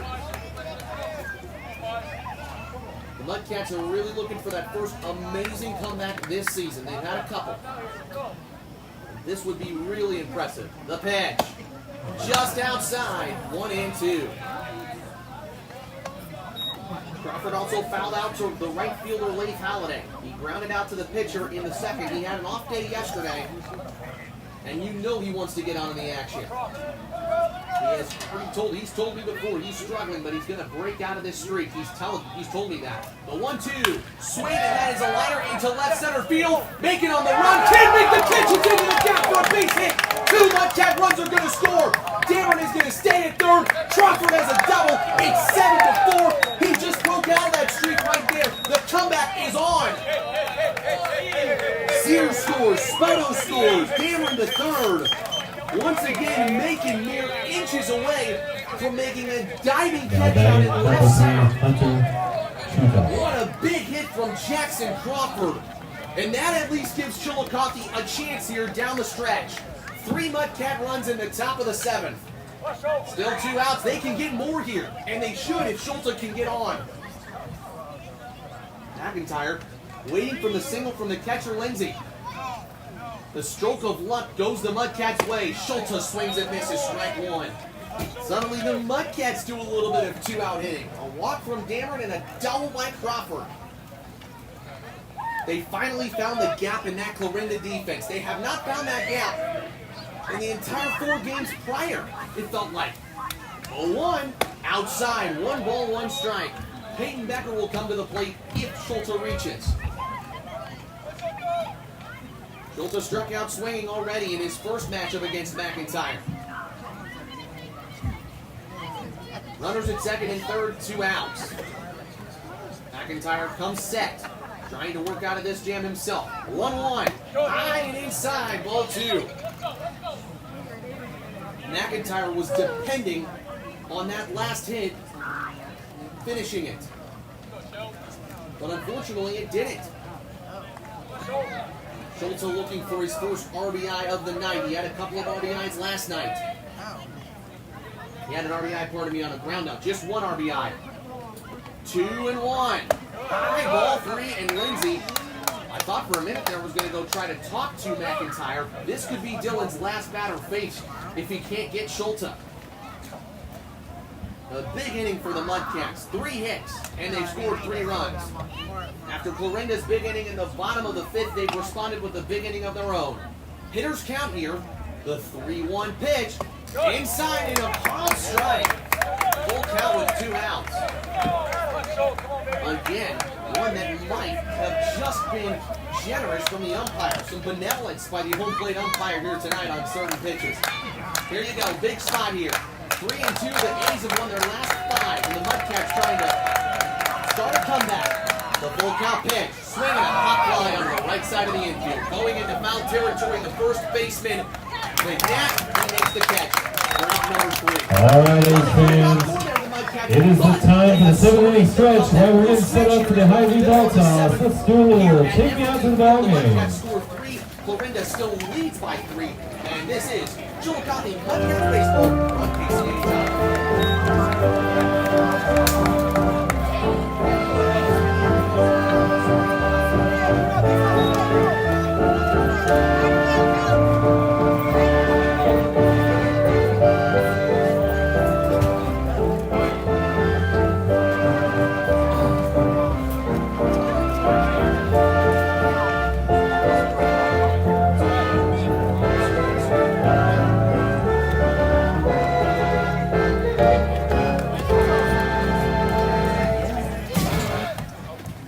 All right, our first contestant is Layla. Layla, you get 3 tries to win a $100 gift card. Go ahead, Layla. Speaking it into existence.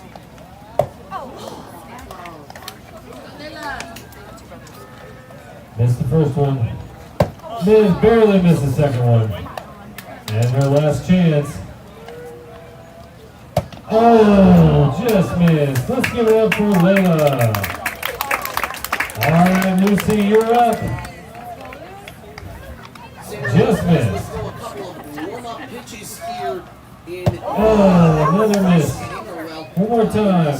bottom of the 7th inning in the Mudcats. All right, let's give it up for Lucy and Layla. Congratulations, girls. Just a moment ago, after Clorinda scored Lucy and Layla, come up and sing in the crow's nest for some sweet 4-H swag. cut the deficit in half with 3 runs in the top of the 7th. Now, like we said, they're trusting Lopez to help them preserve the deficit, at least where it is right now. Taking a look again at the Major League scoreboard just for some Carroll leads St. Joseph 9-8 in the bottom of the 7th in St. Joseph. The Virgins are looking to pick up with St. Joseph here. For the second time in 2 months.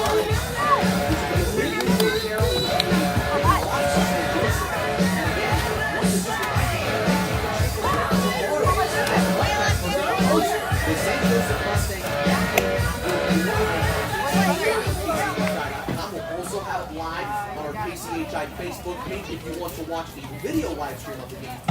Now batting for the A's, your catcher, number 11, Caden Lindsay. Of course, that's a big rivalry game. You don't want to miss it. Find a way to tune into that game. They have multiple options for you. Lindsay to the plate to start the bottom of the 7th inning. And Samuel Lopez deals fastball for a close strike. 1-1. Back on this day on the diamond, we did a couple at the top of the 7th. A good time for the Mudcats. We'll do a couple at the bottom of the 7th, shall we? First day stay on the diamond comes in 1944 as the pitch is in the dirt and low outside. 1-1. At the Polo Grounds this day on the diamond in 1944 with 50,000 fans looking on, 3 New York major teams played. The New York Yankees, the Mets, and the Giants. Pitch is low and inside, 2-1. to Lindsay, who walked and scored on an error in his last appearance. And it's kind of interesting. This game of baseball in 1944, this day on the diamond, was so much different. As the pitch, inside again, 3-1. Because all three of the teams played in the same game. It was a charity event that they did. So one team would play 2 innings, and then they'd take an inning off. Then they'd play 2 more innings and take an inning off. Every single team did that. All 3 of the teams did that in New York. The 3-1. Fastball called strike 2. That's a full count to Lindsay. Who's already struck out looking ahead. 9 Clorinda A's have gone down via the strikeout. Can you believe it? A charity event where 3 baseball teams play? It's not 1-on-1, it's 1v1v1. And the payoff. Swinging a grounder foul on the third base. They raised money for war bonds in that game. And they called it the Tri-Corner Baseball Game. 3 New York teams played in the exact same game. And they just took turns out on the field into the plate. One of the New York teams ended up winning that game. As Lopez is ready to pitch, swing and a grounder. It's deflected and caught on a little bit of a glove by Lopez. He tosses over to first for 1 out. It deflected off his glove, Lopez. Then he picked it up and tossed it to Sears. Top of the lineup for the A's. For 1-3. Now batting, your center fielder, number 20, Kai Holiday. He is the tough out of the day. In that tri-corner baseball game that we've been talking about, the Dodgers finished with 5. The Brooklyn Dodgers at that time. The New York Yankees had 1. And the old New York Giants, nothing. So 5-1-0 as Holiday takes a strike on the outside corner. This is the first time that Lopez has faced Kai Holiday. Holiday was the last batter that Linder faced in the 5th. Base is empty and the 0-1 pitch. In the dirt, 1 ball, 1 strike. Kai 2 singles on the day. He reached on that error in the 5th inning. That was by Calcano and later scored. There are a couple of movements in the Mudcats infield. Guzman, pardon me, is at first now. Correction. So that was an out to Guzman. Becker now at shortstop. The pitch. Swing and a ground ball past the right side of the infield and in for a base hit. The new right fielder out there is Tanner Sears. And he was about ready to try to throw Kai Holiday out at first base since it got now batting for the A's, the third baseman, number 2, Joey Caruso. Sears now in right field. Becker the shortstop. This is the first time that Tanner Sears has played in the outfield all season. A base hit by Holiday. My gosh, 3 for 4 now as Caruso takes outside ball 1. Reached all 5 times Kai Holiday and has scored 4 of the 7 Clorinda runs. He has been a thorn in the Mudcats side tonight. No other way to put it. 7 runs on 9 hits for the A's. Pickoff attempt. Tipped off the glove of Guzman and into the backstop. Holiday's going to try to move from first. He's going to go all the way to third and be in safely. An error by the pitcher, that is Samuel Lopez, moves Kai Holiday to third base. Tonight, the errors have killed the Mudcats. And that error might allow another unearned run to score.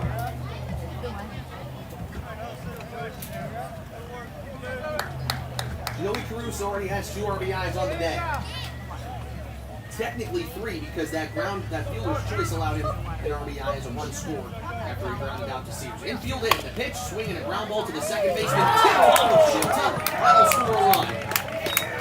An error on the second baseman, Hunter Schultz, as it kind of got blacked off of him. He lost his footing as he was trying to field it. And it is 8-4. Clorinda gets a run back. Error number 5. Now batting for the A's, the shortstop, number 23, Sean Bazemore. Correction, that is error number 4. Sometimes when these 2 teams meet, there are a lot of errors. And I think Schultz was in between deciding whether to go either at home or to first with that play. As Bazemore takes a strike. Bazemore reached on an error last time he was up. 0-1 with 1 out. And the A's get a run back. That hurts the Mudcats' chances that have come back tonight. Quick off attempt. Tips off the glove of Guzman again, but this time it stays within reach. And Caruso can't move from first to second. That is just, he's playing with fire there, Samuel Lopez, as he calls time. Back to this day on the diamond. this day on the diamond in 2015. So we're moving all the way from 1944 to 2015. More of a recent one. Remember Prince Fielder when he played for the Texas Rangers back in 2015? He hit his 300th career home run on that day. Why is that special? Because it makes him and his dad, Cecil Fielder, one of only two father-son duos to hit 300 home runs in the major leagues as Bazemore takes a ball low 1-1. The other duo, Barry and Bobby Bonds, who both also hit 300 home runs in their major league careers. 1-1 pitch, swing, and a base hit into left center field. That'll move Russo up a bag, and Bazemore's got his second hit of the day. The throw was a little long from the cutoff man, which was Chillicothe. Up to bat for the A's. Becker was the The first baseman, number 12, Connor McNabb. With one out, head coach Tyler Hudlow is going to call time. This is just a mound visit to Samir Lopez. Mudcats do have some arms preparing in the bullpen. So the Mudcats will play tomorrow against St. Once Joseph again, at home. this is 4-H night here at Everly Field. Let's give the Columbia 4-H a round of applause. Friday night. Both games will start at 7:05. And then, following that, they'll have an off day on Saturday. A's fans, make sure you mark your calendars. On Sunday. The A's golf tournament this weekend, this Saturday morning. If interested in playing or sponsoring the whole, contact GM Ron Everly. And also next week, July 3rd, fireworks night here at Everly Field. Free admission to everybody. Enjoy the game at 7 o'clock pitch, and then stick around for Mudcats fireworks. and the Crop Dusters will be tied for the final playoff spot in the Major League going into tomorrow's set of games, where Warren County will host Carroll and Chillicothe will host St. Joseph. Finally, some good pitching from the Crop Dusters in that game. That's what's helping them today. Luke Greff went 6 innings and only gave up 2 runs, and DJ Harris is going through 2 innings and giving up no runs and only 1 hit. Renegades have thrown 5 different pitchers in that game. The infield umpire is going to usher head coach Tyler Hudlow off the mound. I think some choice words being said between the two of them as Hudlow took his time talking to Samir Lopez.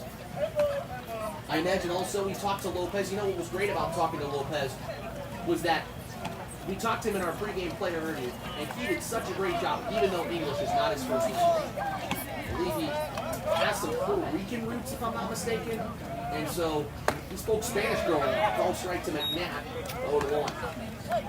And it's just super cool, and he was great on our pregame player interview last Wednesday when the Mudcats swept that doubleheader against Carroll.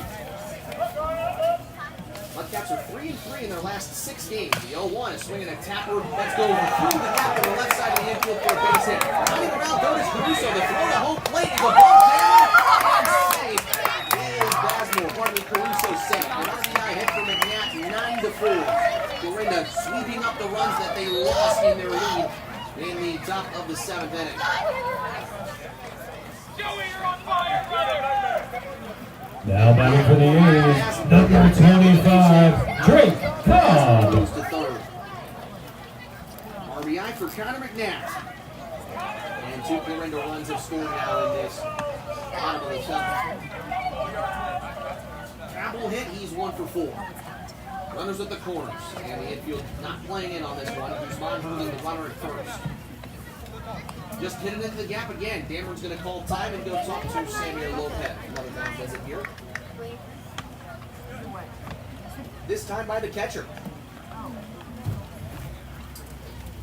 Dorinda already 4-0 against the Mudcats this season, and Dameron was already on a mound visit to the pitcher, Samir Lopez. And then coach Tyler Hudlow is going to come out anyways and send a call to Penny. Samir Lopez, a great 5th inning, knocked down Dorinda in the 6th, but unfortunately the 7th inning did not go to the late third. And now, a new pitcher will be coming in. That's right, Olatana, one of our favorites here on KCHI and our Chillicothe Mudcats, and he will throw our warm-up pitches. We'll be back. You're listening to Chillicothe Mudcats Baseball on KCHI. Now pitching, number 25, Ryoma Tala. Well, the extra innings was kind of uniquely.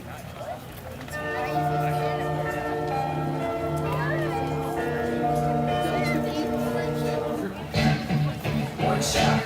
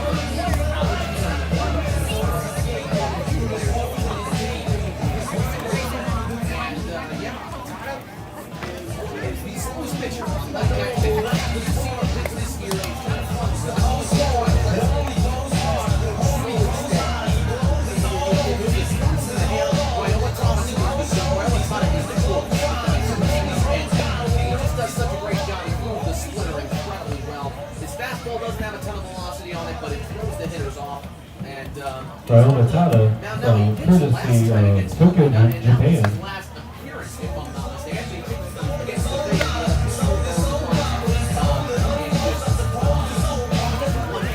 that was actually his first runs allowed in 4 appearances. Tada this season, 2-1, so he had gone 4 scoreless appearances before giving up runs against the Vedas. He did pitch the doubleheader against Florida. Gotta find where he did. He just pitched a scoreless inning, hit 1 batter in relief for Lane Rutherford, and no strikeouts, no walks, no runs. Runners at the corners here for them this time, though, and showing bunt pulling back a called strike, and the runners moving from first to second. That's McNatt. He's in safely without a throw from Damron. So Cobb hits with runners at first and second. Now the infield comes in with McNatt seamlessly stealing that base. Cobb from San Diego, California on the pitch. Swings and drives it into deep left center field. That's going to hang up there for Drew Sanidad. He makes the catch. Runner from third is tagging a deep throw. It wasn't the best from Sanidad. And in safely to score is Bazemore on the sack 7. Corinda hit double digits again. They hit 10 after scoring 13 on Chillicothe last time. Well, Now batting for the A's, the left fielder, number 5, Tyler Macon. A runner at third, Tada. He's always going to hit fly balls. Tyler Macon is at the plate. Outfield shading in to his left. He is in the left batter's box, Macon. Tada's ready, the pitch. Fastball, strike 1 on the outside. Interesting to see if Tada pitches another inning for the Mudcats. That would be fun to see. Just a runner at second now. That's McNatt. He had the RBI single. And the pitch. In the dirt, a splitter, and it's whipped away from Damron. Moving to third is McNatt on the wild pitch. You know what? That run doesn't really matter at this grand scheme of things. Especially when we're going to have the edge. Making 3 for 12 coming into this game against the Mudcats. 0-2 today. Swing and a miss from Macon. He missed the timing on Tada's splitter. 1-2. Macon looking for his first RBI. He's been hit twice today and struck out twice. 1-2. And it's a low for ball 2. Macon, like we said earlier, supposed to go to Memphis. Then he moved with his head coach, Eric Jackson, to the University of Missouri, where he redshirted this year for the Tigers. Runner at third, 1-2 pitch, swing, and that's a base hit in the center field. A 1-2 Corinda as Macon gets a hold of one and puts it through the middle infield gap to make it 11-4. Now batting for the A's, the second baseman, number 24, Evan Smallwood. Those runs credited to Lopez. We will finish on the night with 4 runs, and 2 of them are going to be earned. The other 2 reaching and scoring on errors. Those were the 2 first batters, or the 2 leadoff batters. As the pickoff attempt not successful, Smallwood now bats. 2 strikeouts and a pop-out. The back end of the Corinda order has not been as good as they were in the last couple of games against the Mudcats. Smallwood takes inside, almost hit him on that pitch, 1-0. So let's see what the freshman from Tokyo, Japan can do. That's normally not the contact that opposing hitters get against him. Normally, they're skying pitches and they're popping pitches up. That time, Macon got level contact with it, put it into center field. The pitch. Swing and a high fly ball into short left field on the run into the shortstop. Becker, it drops in the gap for a base hit. Becker almost had it. It just tipped off his glove. It'll be counted as a hit for Evan Smallwood. Moving to third, Tyler Macon. He was on the run since it was 2 outs. Unlucky again. Now batting for the A's, your right fielder, number 13, Leif Holiday. Was playing deep down the left side of the outfield, which meant that it was always going to be Becker's play. Kind of synonymous to how the Mudcats scored their first run. That was an error, though, because it plopped out of Bazmore's mitt. Holiday fouls the first pitch off 0-1. This is Leif Holiday at the plate.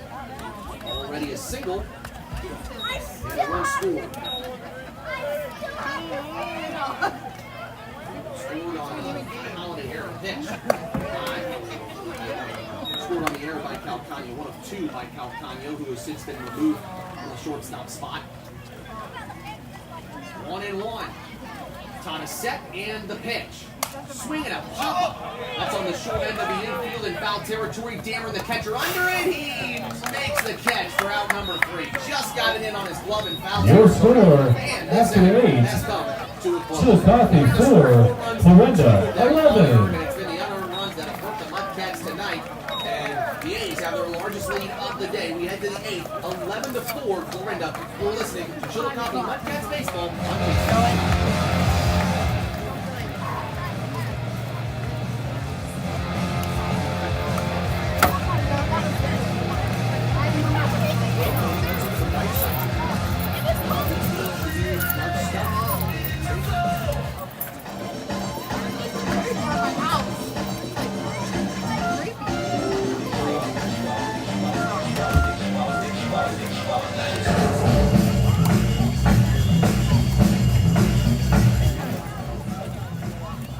Now pitching for the A's, number 29, Xavier Vargas.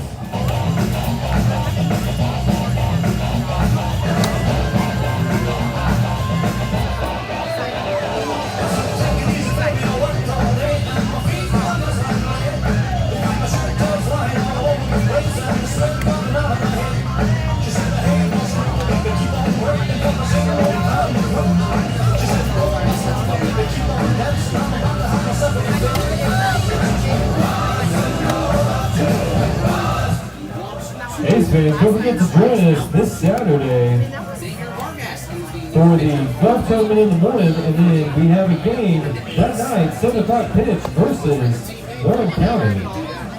And if you want to join us on the road, this Friday we're at St. Joe Mustangs. And anytime you can't make it out to the game, when it's a home game, check us out on our YouTube page for live A's action. And check out our Facebook page for any A's updates.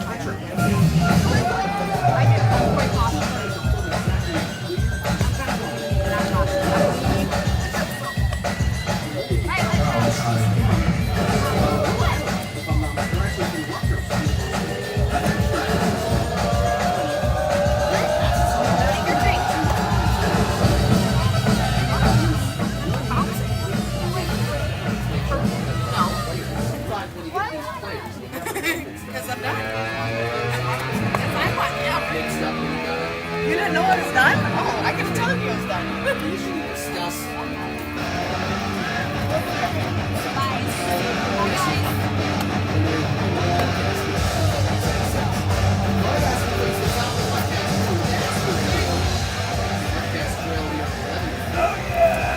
Big innings from Florinda. They scored 8 runs in 2 separate innings, and that has made a real difference in this game. So Vargas the pitcher and Becker the hitter. Vargas Now batting, number 12, Peyton Becker. He is the third relief pitcher in the world. And I think about the 6th or 7th new pitcher to face the Mudcats this season. And based on our statistics here on the Mink League website, this would be his first Mink League appearance as Becker takes a ball.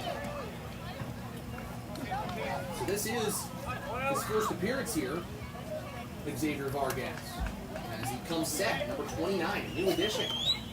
And the pitch, swing and a miss from Becker, a fastball, strike 1. So we think he's from Rutgers University, but we can't fully confirm that. So we'll just kind of leave it there. Becker the batter. It's a 1-1 count to him. He's now playing at shortstop after playing in right field earlier tonight. And Vargas pitches a pitch in the third, 2-1.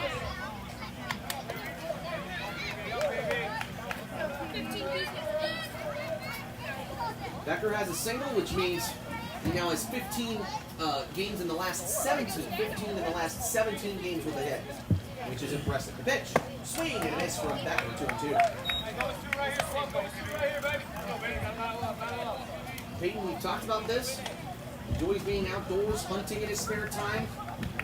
He's been at the pool a couple of times this year with the Mudcats. At least the Mudcats team has gotten together and hung out at the pool sometimes. As the 2-2's on its way, a swing and a chopper that's coming towards the left side of the infield. On the charges, Caruso, he throws, can't get Becker out. He runs an infield single out, Peyton Becker. Leadoff man aboard for the Mudcats in the 8th inning. now Drew Sandodat, the star of the show today, I'd say, for the Mudcats. Now batting for the Mudcats, number 13, Drew Double in the first, a Sandodat. single in the third, a single in the seventh. He has scored twice. Scored on a single by John Spoto in the seventh. Actually, correction, no he didn't. Or yeah, he did. No, Sandodat scored on an error. He swings and misses at the first pitch, strike one. 2 stolen bases the last time around for Drew Sandodat. He's got 3 stolen bases today, which ties him with John Spoto for the lead from the Mudcat this year at 18 stolen bases. The 0-1 from Vargas. Inside, a called strike, 0-2.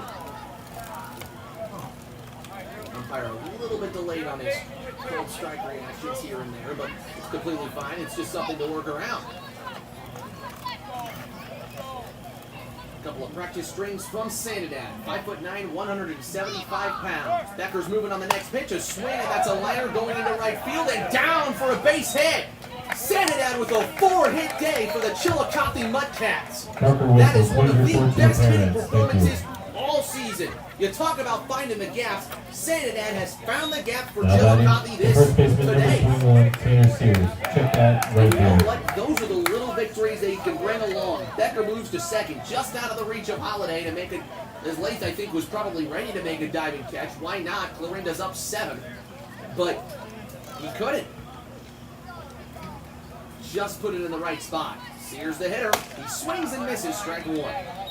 Back-to-back hit allowed by Xavier Vargas in his first inning of work. And now there's a discussion between Tyler Hudlow and the infield umpire. The home plate umpire is also coming out, and I believe, did Tyler Hudlow just get ejected by the infield umpire? He has. The infield umpire and the head coach for the Mudcats, Tyler Hudlow, have had words all game The head tonight. coach for Chillicothe. And now Hudlow is ejected by the home plate umpire. That's insane. That's incredible. That's incredible that the umpire just tossed him at home plate. He was already ejected by the infield umpire, and Hudlow just throws his hands up like, what the heck? I already got ejected by the infield umpire today. He's gone. That is Hudlow's second ejection of the season. Third ejection in the last 2 seasons for head coach Hudlow. His first ejection on the road. Third base coach Trey Rasenfoss, or first base coach Trey Rasenfoss, now comes over and he is the acting head coach. Tyler Hudlow is being issued by the infield umpire. He has to leave the field of play, which means he cannot be in the dugout. That's our stoppage right now. He must have said something backhanded to the infield umpire, and he tossed him.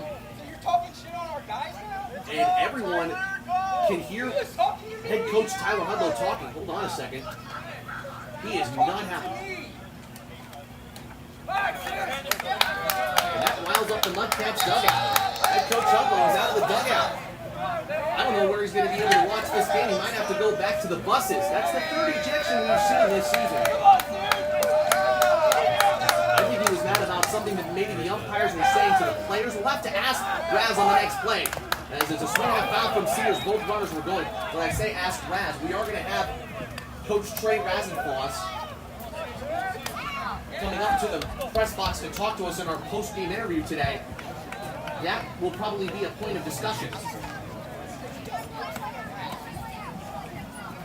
But Hudlow had been frustrated in a couple of instances today, especially with the home plate umpire, or the infield umpire incorrectly called a runner, or caught stealing earlier in this game. That was Cruz, and he was blocked off the second base bag, and Hudlow was not happy then. Vargas is the pitcher. Runners are on the move again. Sears fouls it off again. 0-2.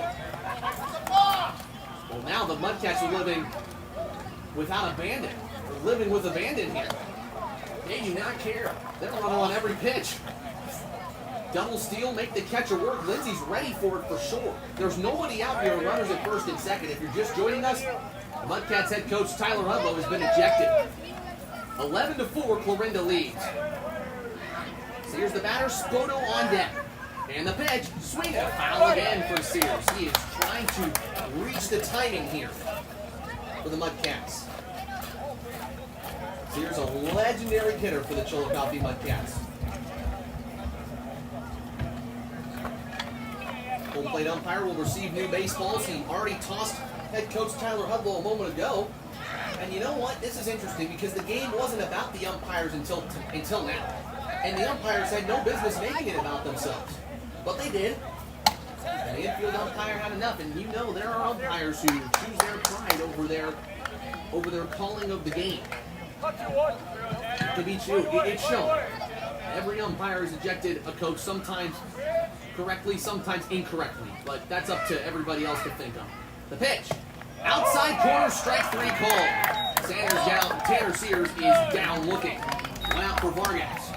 That's his first strikeout of the day and 6th strikeout for the Clarinda pitching staff. There have been a lot of strikeouts in this Now game. batting, number 8, John Spoto. Combined runs for the teams. Spoto now bats.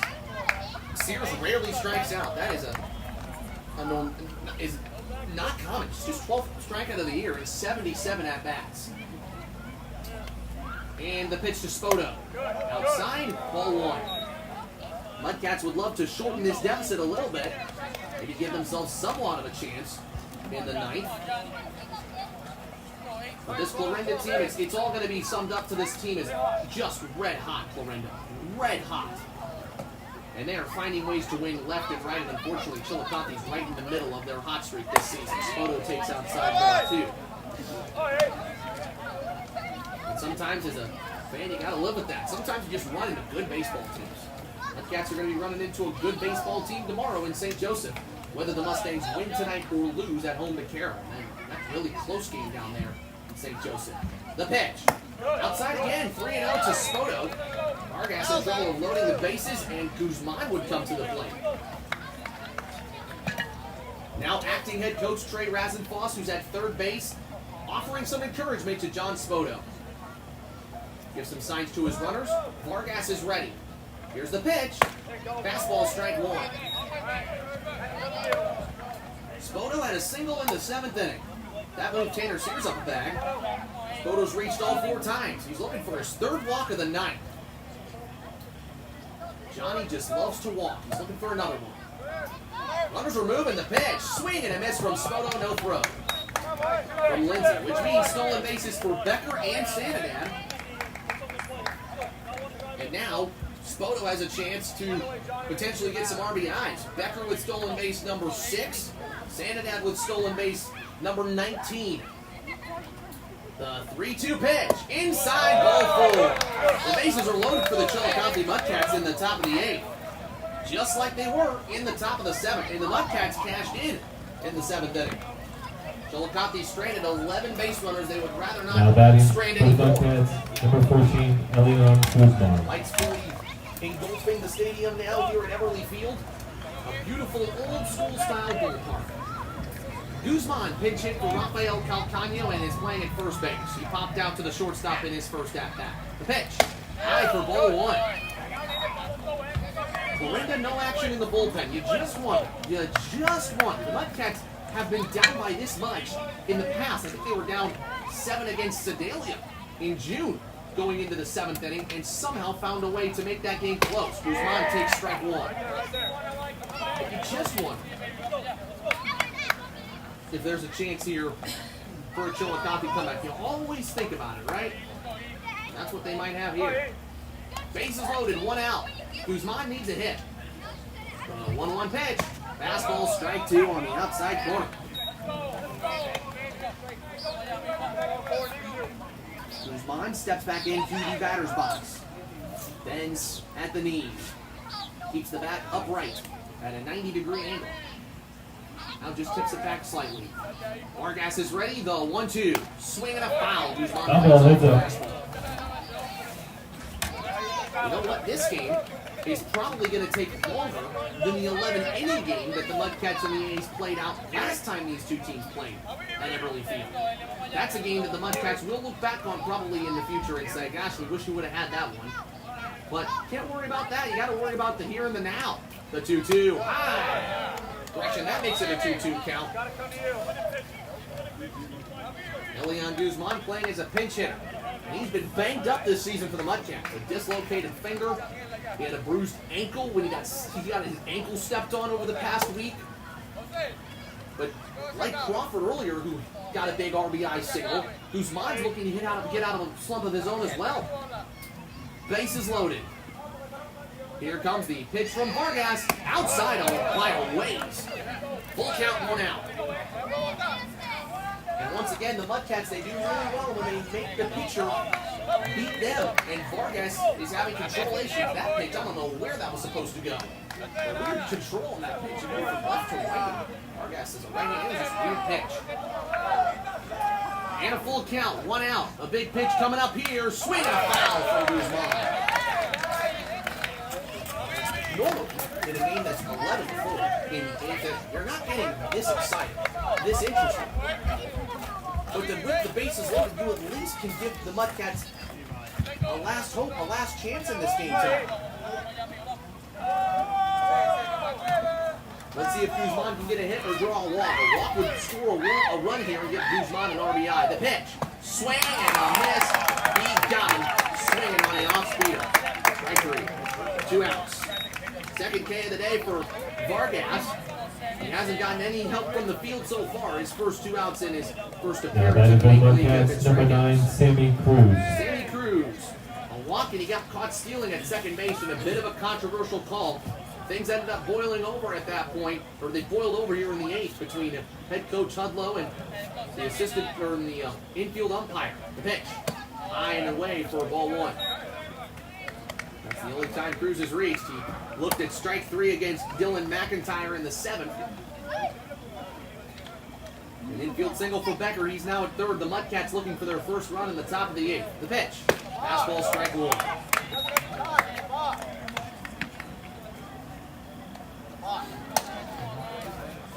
Sammy Cruz, a redshirt senior. He's also going to Georgia Tech University, a transfer from Bloomfield College. That's where he's playing his college ball. 1-1 pitch. Just off the plate. 2 balls, 1 strike. Cruz did not play. He was 0 for the last time Cruz played. He was 0 for 2 with 2 walks and reached on an error. A stolen base. He has been playing really well at third base here in these last couple of games. The 2-1. Outside. Ball 3. It's a bit of a screwball almost on that pitch from Vargas. I haven't seen anything like that in the making. The pitch is coming out of his right hand and moving from right to left.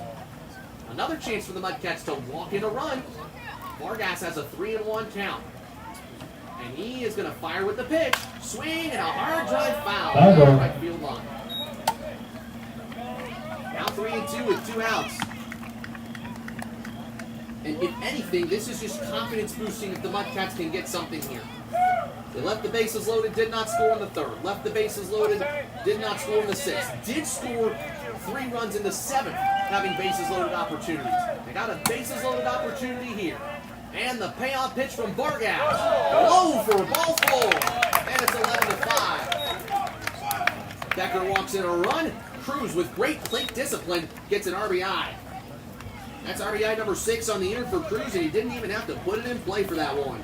Now batting number 11, and the bases stay loaded for Justin Dameron, and the bottom 3 in this Mudcats order. Dameron's walked twice, so he also has good plate discipline. If anything, a walk helps if the Mudcats can just find a way to get a big hit. Florinda's Field has not had to come into action in a minute, so you feel that could become a factor. Dameron takes a strike inside. You just think, if you're a fielder out there, maybe you're losing focus with this being such a long and drawn-out inning because Vargas has just made every count a full count, it feels like. 0-1 count to Dameron. He takes high, 1-1. And it's because the Mudcats are they're really not swinging. And they're really only swinging on 2 strikes to foul off pitches. A couple of singles to start the inning, but since then, no ball in play since Sanadad's single. The pitch. Swing, and Dameron fights one off into short right field. Foul. Sliced foul at the end. Sanadad is now down on a 1-2 count. He's put the ball in play multiple times, though. He has not struck out today, Justin Dameron, and Dameron in particular does not strike out much. 7 Ks, that's all he has in this year in 34 at-bats. He's walked 11 times. Actually 13 if you count the 2 walks tonight. The 1-2 from Vargas, swinging a chopper towards the left side of the infield. On the run and making the grab is Bazemore. The throw in time for out number 3. Well, And that's your ball game tonight. Your final score, Chillicothe 5. Check, sorry about that, my fault. By Sammy Cruz. There is still a bottom of the 8th left, and Bottom of the 8th, my fault. in just a moment. Clarinda leads it 11-5. You're listening to Chillicothe Mudcats Baseball on KCHI. Sorry about that, I got too excited.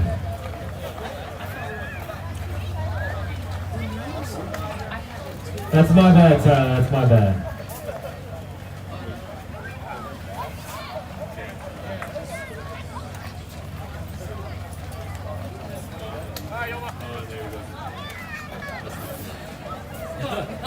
I didn't do that.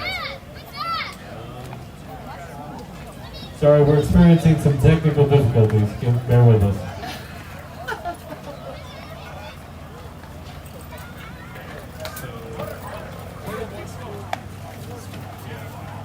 Mistake came in that bottom of the 7th. That should be 3 and 4, and then a scoreless, and then 1 run in the top of the 8th. Okay, thank you.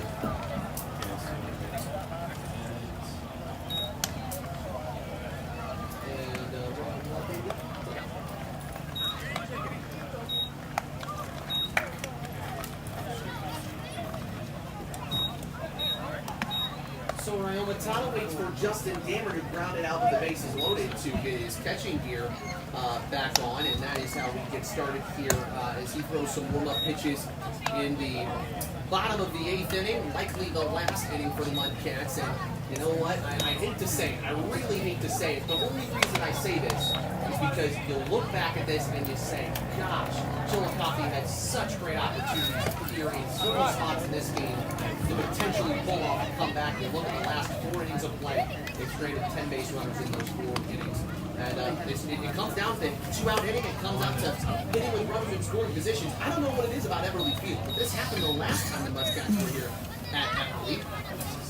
We talked about this Carroll St. Joseph game the whole time. My gosh, it's 11-11 in the top of the 10th inning. St. Joseph pushed it into extra innings. Remarkable. So credit to the Mustangs. That's a crazy game over in St. Joseph tonight. And kind of looking at a couple of stats here.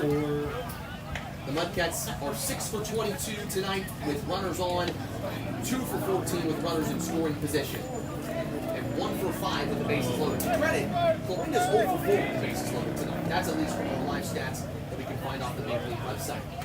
Caden Lindsay starts off the bottom of the 8th inning for Clarinda. And Tana's coming in with the pitch. It's a called strike, a splitter. This is the latest that Tana has pitched in a relief appearance this season. Normally, he's the first guy out of the bullpen for the Mudcats. Tonight, he kind of had to wait his turn a couple times before he got out on the mound. 1. That's a splitter again, strike 2 call. Lindsay grounded out to the pitcher Lopez in the 7th. An inning where the Mudcats allowed 200 runs to cross the plate, 4 total to cross the plate. Clarinda leads it 11-5. The pitch in the dirt, 1. Well, it'll be nice. The Mudcats in the A's, it's going to be a minute before these two teams meet again. And you know what? I think that benefits the Mudcats at the end of the day. As Tana gets set. Next time they'll play July the 10th. The pitch. Just high, 2-2. That'll be at Clarinda. And then the Mudcats will host Clarinda in their second to last home game of the season. That is the Tuesday following, July 16th. The 2-2, just inside. 3 balls, 2 strikes. Lindsay has not swung the bat yet. He's still trying to figure out this timing from Tana. Caden Lindsay. A fielding percentage of .955 when he was in high school. A full count pitch. In the dirt, ball 4. Lindsay has a leadoff walk. Tana does not walk people often, and he didn't walk anybody there. He had not walked anybody in a while up until that moment. Looking at it right now, yeah, just the 3rd walk of the year for Ryan Matata. And guess what?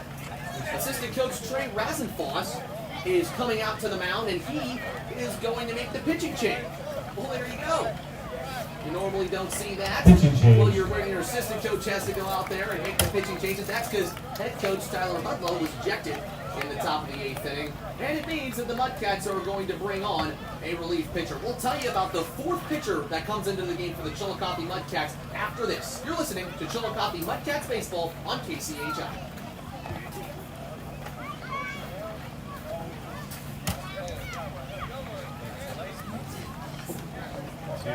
Brennan Kettle, new pitcher, Brennan Kettle. What number? Number 1. Oh. Brennan Kettle? Yes, I believe that's it. Now pitching for the Mudcats, number 1, Brennan Kettle.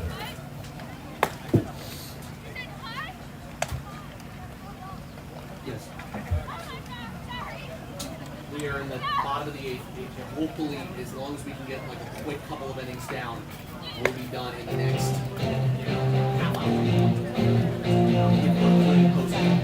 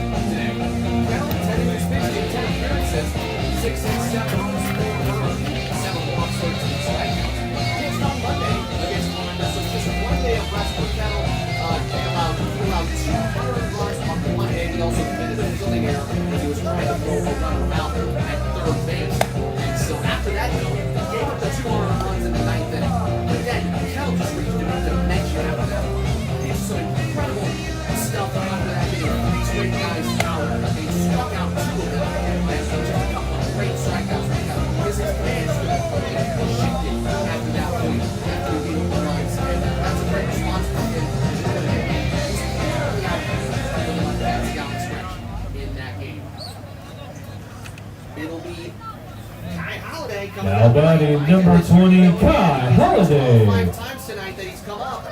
3 for 4. The only time he has been technically put out is when he reached one in fielding error. 1 runner on. That was a walk allowed by Tata. Kettle's ready. The pitch. That's a fastball for strike 1 called to Kai Holiday. Kai Holiday did hit in the 9th inning. He reached on an error against Kettle last time these two faced. Holiday, the bigger brother of 2, playing Florinda. Kettle takes a long time and takes a look over at first. Now he's ready. Pickoff attempt at first, and it goes past Guzman into the dirt, and Kettle frustrated with himself as the runner will move from first to second. That's Caden Lindsay, and error on Kettle as the pitch was in the dirt, or the pickoff attempt was in the dirt.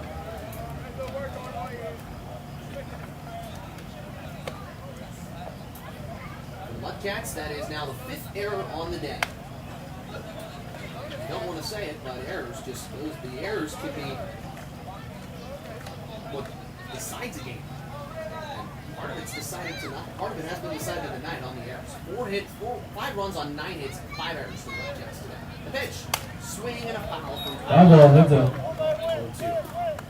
Well, if anything here, the Mudcats can stop Kai Holiday from reaching all 6 times today. 0-2 count to him with nobody out. And Kettle trying to get through a scoreless 8th has a little bit of trouble though because a walk now turned into a runner on second after the pickoff error. That's Caden Lindsay, the 9-hole hitter. He's the only runner on base for Florinda, the 0-2. Just a little too low, 1-2. Good pitch from Kettle. When he works that fastball in there, He puts it into position. He gets sometimes he gets called strike threes. 9 combined strikeouts for the Chillicothe Mudcats pitching staff. 6 from the starter, Kobe Linder today, and 3 from a reliever, Samir Lopez. Kettle's looking for his first. And the 1-2 hits Ty Holiday, and it hit him on the high part of his shoulder. Kettle loses that batter, as Holiday will take first base. Now batting for the A's, number 2, Joey Caruso. The only thing you do have to watch out for a little bit here is that if Clarinda do score 4 in this inning, it will be a run rule. And with no outs and 2 runners on, you monitor that, right? It's not possible yet, but a couple good hits could make that plausible. Caruso, the batter now, and the pitch. Swinging a ground ball to the right side of the infield, snagged by Schulte. He'll throw out the runner at first. For out one, both runners from first and second, advance to second and third. So that's nice. Kettle season out finally go through. Now batting for the A's, number 23, Sean Bazemore. Has reached his last 4 times at the plate after popping out to the first baseman. At that point, it was Tanner Sears earlier tonight. Long time ago. This game has gone about 3 hours tonight. It's been a longer one, but especially when there are a lot of runs, all the games are in play. The fielding not great from either team tonight. 8 combined errors. 5 from the Mudcats, 3 from the A's. It's been a little bit of everything because the teams have combined suddenly for quite a few hits. The pitch. And it's in the dirt, good block by Danner. 1-0. 22 combined hits for the teams tonight. 13 for Clarinda, 9 for Chillicothe. And the A's lead 11-5 here in the bottom of the 8th. Bazemore singled and scored in the 7th. McNatt moved him around, and McNatt had an RBI. He's on deck. Kettle comes to the stretch. And the pitch. Swing and foul from Bazemore. 1 ball, 2 strikes, and 1 out.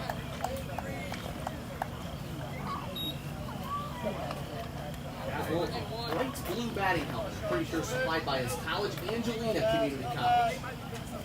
Where he played very well this season. He's been the 3-spot hitter for Clarinda all year. The 1-2 from Kettle. Swing and a foul tip into the catcher's mitt. Strike 3. Right? Strike 2. Strike 2? Oh, wow. Okay, hold on there. I must have missed something in the middle there. I thought there was another called strike on Bazemore. My apologies. 1 and 2. Bazemore gets lucky. How about that? Let's see if Kettle can strike him out on the next pitch. He waits in the pitch. Outside. Ball 2. That's way outside. Well, there might have been a foul tip in there. I'm surprised. I thought there was a called strike on Bazemore somewhere, but that's my bad. And my bad to Brennan. A small right-handed pitcher. He is from Houston, Texas. A big Texas A&M fan. We'll talk about that here in a moment. Texas A&M fan through and through, Kevin. 2 and 2, 1 out in the bottom of the 8th. The pitch. Swing and a foul from Bazemore. And the umpire will supply Justin Dameron, the catcher, with a new ball. Kettle is an A&M fan, and he was sad when the Texas A&M baseball team lost to Tennessee in the College World Series a couple of days ago. But he was even more upset when the A&M head coach decided to leave the day after losing the College World Series to become the new head coach at Texas University. 2-2, just inside, all 3. The A&M head coach got a lot of flack for what he did. It's Jim Schlossnagle, or better known as Coach Schloss. SCHLOSSNAGLE. Full count pitch, swinging a liner. That is foul or fair. Foul down the left field line. The umpire decided not to make a call, and then advises the Clarinda dugout, who were all screaming fair, to pipe down, to quiet themselves. But Kettle said he was very upset when the A&M head coach left after saying he was never going to take another job. That's kind of been the big thing in the college baseball world over the last week, was that decision by that A&M head coach. Runners still at second and third and 1 out. A full count to Bazemore. Here's the next pitch. Check swing, there you go. The umpire says yes. Bazemore strikes out on a high fastball. That time, he did strike out. I'm sure of it. 2 outs.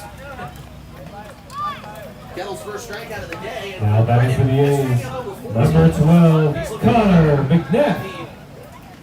Fourth Chillicothe pitcher to have 15 or more strikeouts this season. And the first relief pitcher to 15 strikeouts.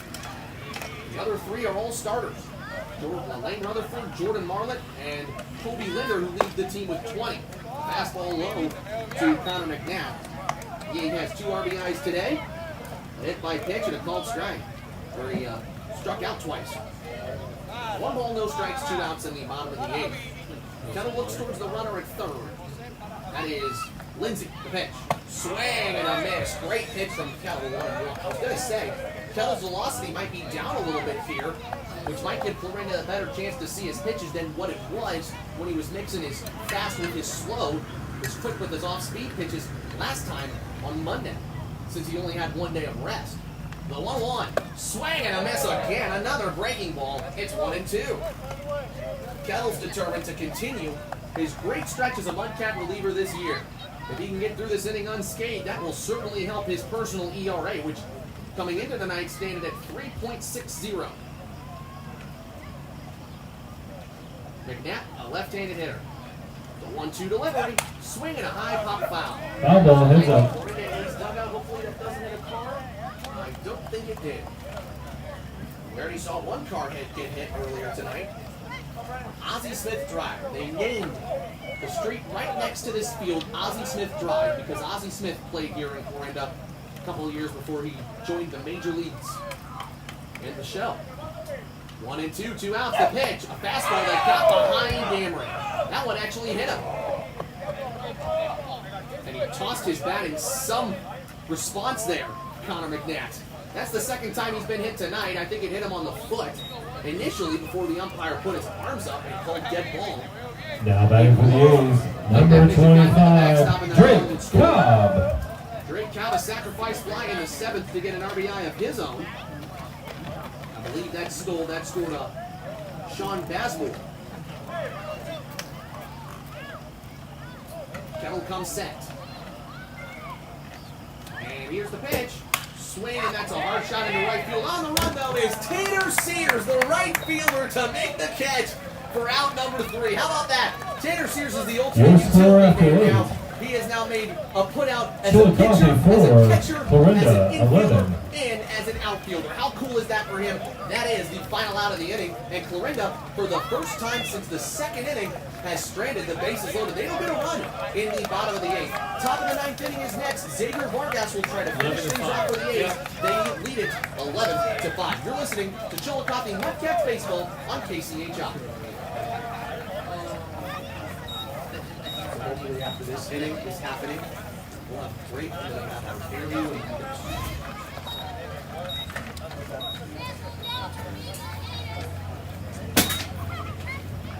Just let me know if you need any changes.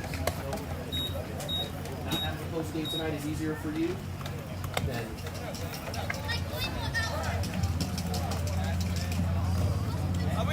okay, just want to make sure. I just like last night, Correction, your score is 5-11 Florinda.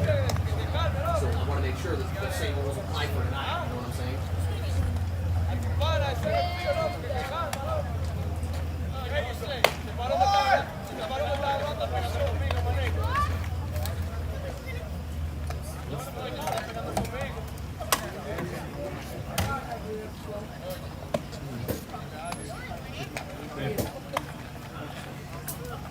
Top of the 9th inning here, Xavier Vargas had some trouble in the 8th, but got through it unscathed remarkably. Here's how this game has gone here today. Both teams scored runs in the 1st inning. Florinda took a 2-1 lead on some 2-out hitting in the 2nd. Then they had more 2-out hitting in the 4th to make it 3-1. As in the 4th inning, a double by Joey Caruso brought in a lone run for Clarinda. That was Kai Halliday. And then 4-run explosion for the A's in the 5th. That took the Mudcat starter Kobe Linder out of the game. And then after that, the A's allowed 3 Mudcats runs in the 7th. That made it a close game. 7-4 it was at that point. Then 4 runs for the A's in the 7th. And that kind of put any Mudcat comeback attempt to bed. The score 11-5 as Crawford takes a strike to begin the top of the 9th inning. Crawford had a big hit in the 7th inning, a double that got him a couple of RBIs. 2 RBIs for Crawford on that double as he takes strike 2. Crawford actually 2 for 4, so he's looking to go above 500 for the day. He got a single in the 6th inning. He's starting to hit a lot better, it seems. So the 0-2 count and the pitch, low and outside for ball 1. It's been a long, fun night here tonight. We've been able to really get through just about everything that we've talked about, if that makes any sense. Everything that we've kind of had set up. And the game has just gone the distance, it feels like. Crawford takes low and inside. And that'll be a 2-2 count. Mudcats looking for one final hurrah here in the 9th inning. They trail by 6. 11-5 is the score. And the pitch. Called strike 3, a fastball, or pardon me, a breaking ball that broke in at the nick of time. And Crawford's down looking. 3rd strikeout for Vargas in relief. Ryan Everly, the head coach for the Clarinda A's. Now batting Someone that likes to number 3, stretch his Hunter players, Chillicothe. stretch players kind of out. And make sure that they pitch as much as they can. Schultz to the plate, he's looking for his first hit. Pitch. Fastball, strike 1. Again, taking a look at a couple of big results tonight. 11-11 between Carroll and St. Joseph. They're going to the 11th inning at Bill Welch Stadium. A swing and a miss from Schultz at 0-2. Warren County picks up a win against Jefferson City. They are now a half a game behind Chillicothe in the playoff standings. Chillicothe 6th, Warren County 7th. The 0-2, swing and a high fly ball out into right field. Leif Halliday climbs under it and makes the play. Round number 2, the Mudcats are down to their last out. The only reason why we mentioned those is because if the Mudcats do end up losing tonight, the Crop Dusters and the Mudcats will be tied, each with an 8-15 record in the Mink League. They'll be tied for that final playoff spot, the 6th and final playoff spot. Again, a lot of time left in the Mink League, a whole half of the season left to be played. But that's important to note. Becker fouls off the first pitch he sees. There's 2 outs in the 9th. This one will boil down to the Mudcats just like last time at Everly Field. Lots of chances, little capitalization. Becker, 2 for 4, pops the next pitch up towards the right side of the infield in foul territory. Under it, McNatt, he makes the catch for out number 3, right near out of bounds territory, and the game is over as Becker fouls out. It's a 1-2-3 inning for Xavier. And that's your ball game for real this time. Your final score, Chillicothe 5, Clarinda 11. Thanks for coming out to the ballpark tonight. Thank you for joining us for 4-H night here at Everly Field. We'll see you on Friday. Check that, we'll see you on Saturday versus Warren County, 7 o'clock St. tonight. Joseph tonight, they can close that gap as well. So that will be very, very interesting. So a tough night for the Mudcats, and we'll break it down for you next on the postgame show. Again, your final score, Clarinda 11, Chillicothe 5. You're listening to Mudcats Baseball on KCHI.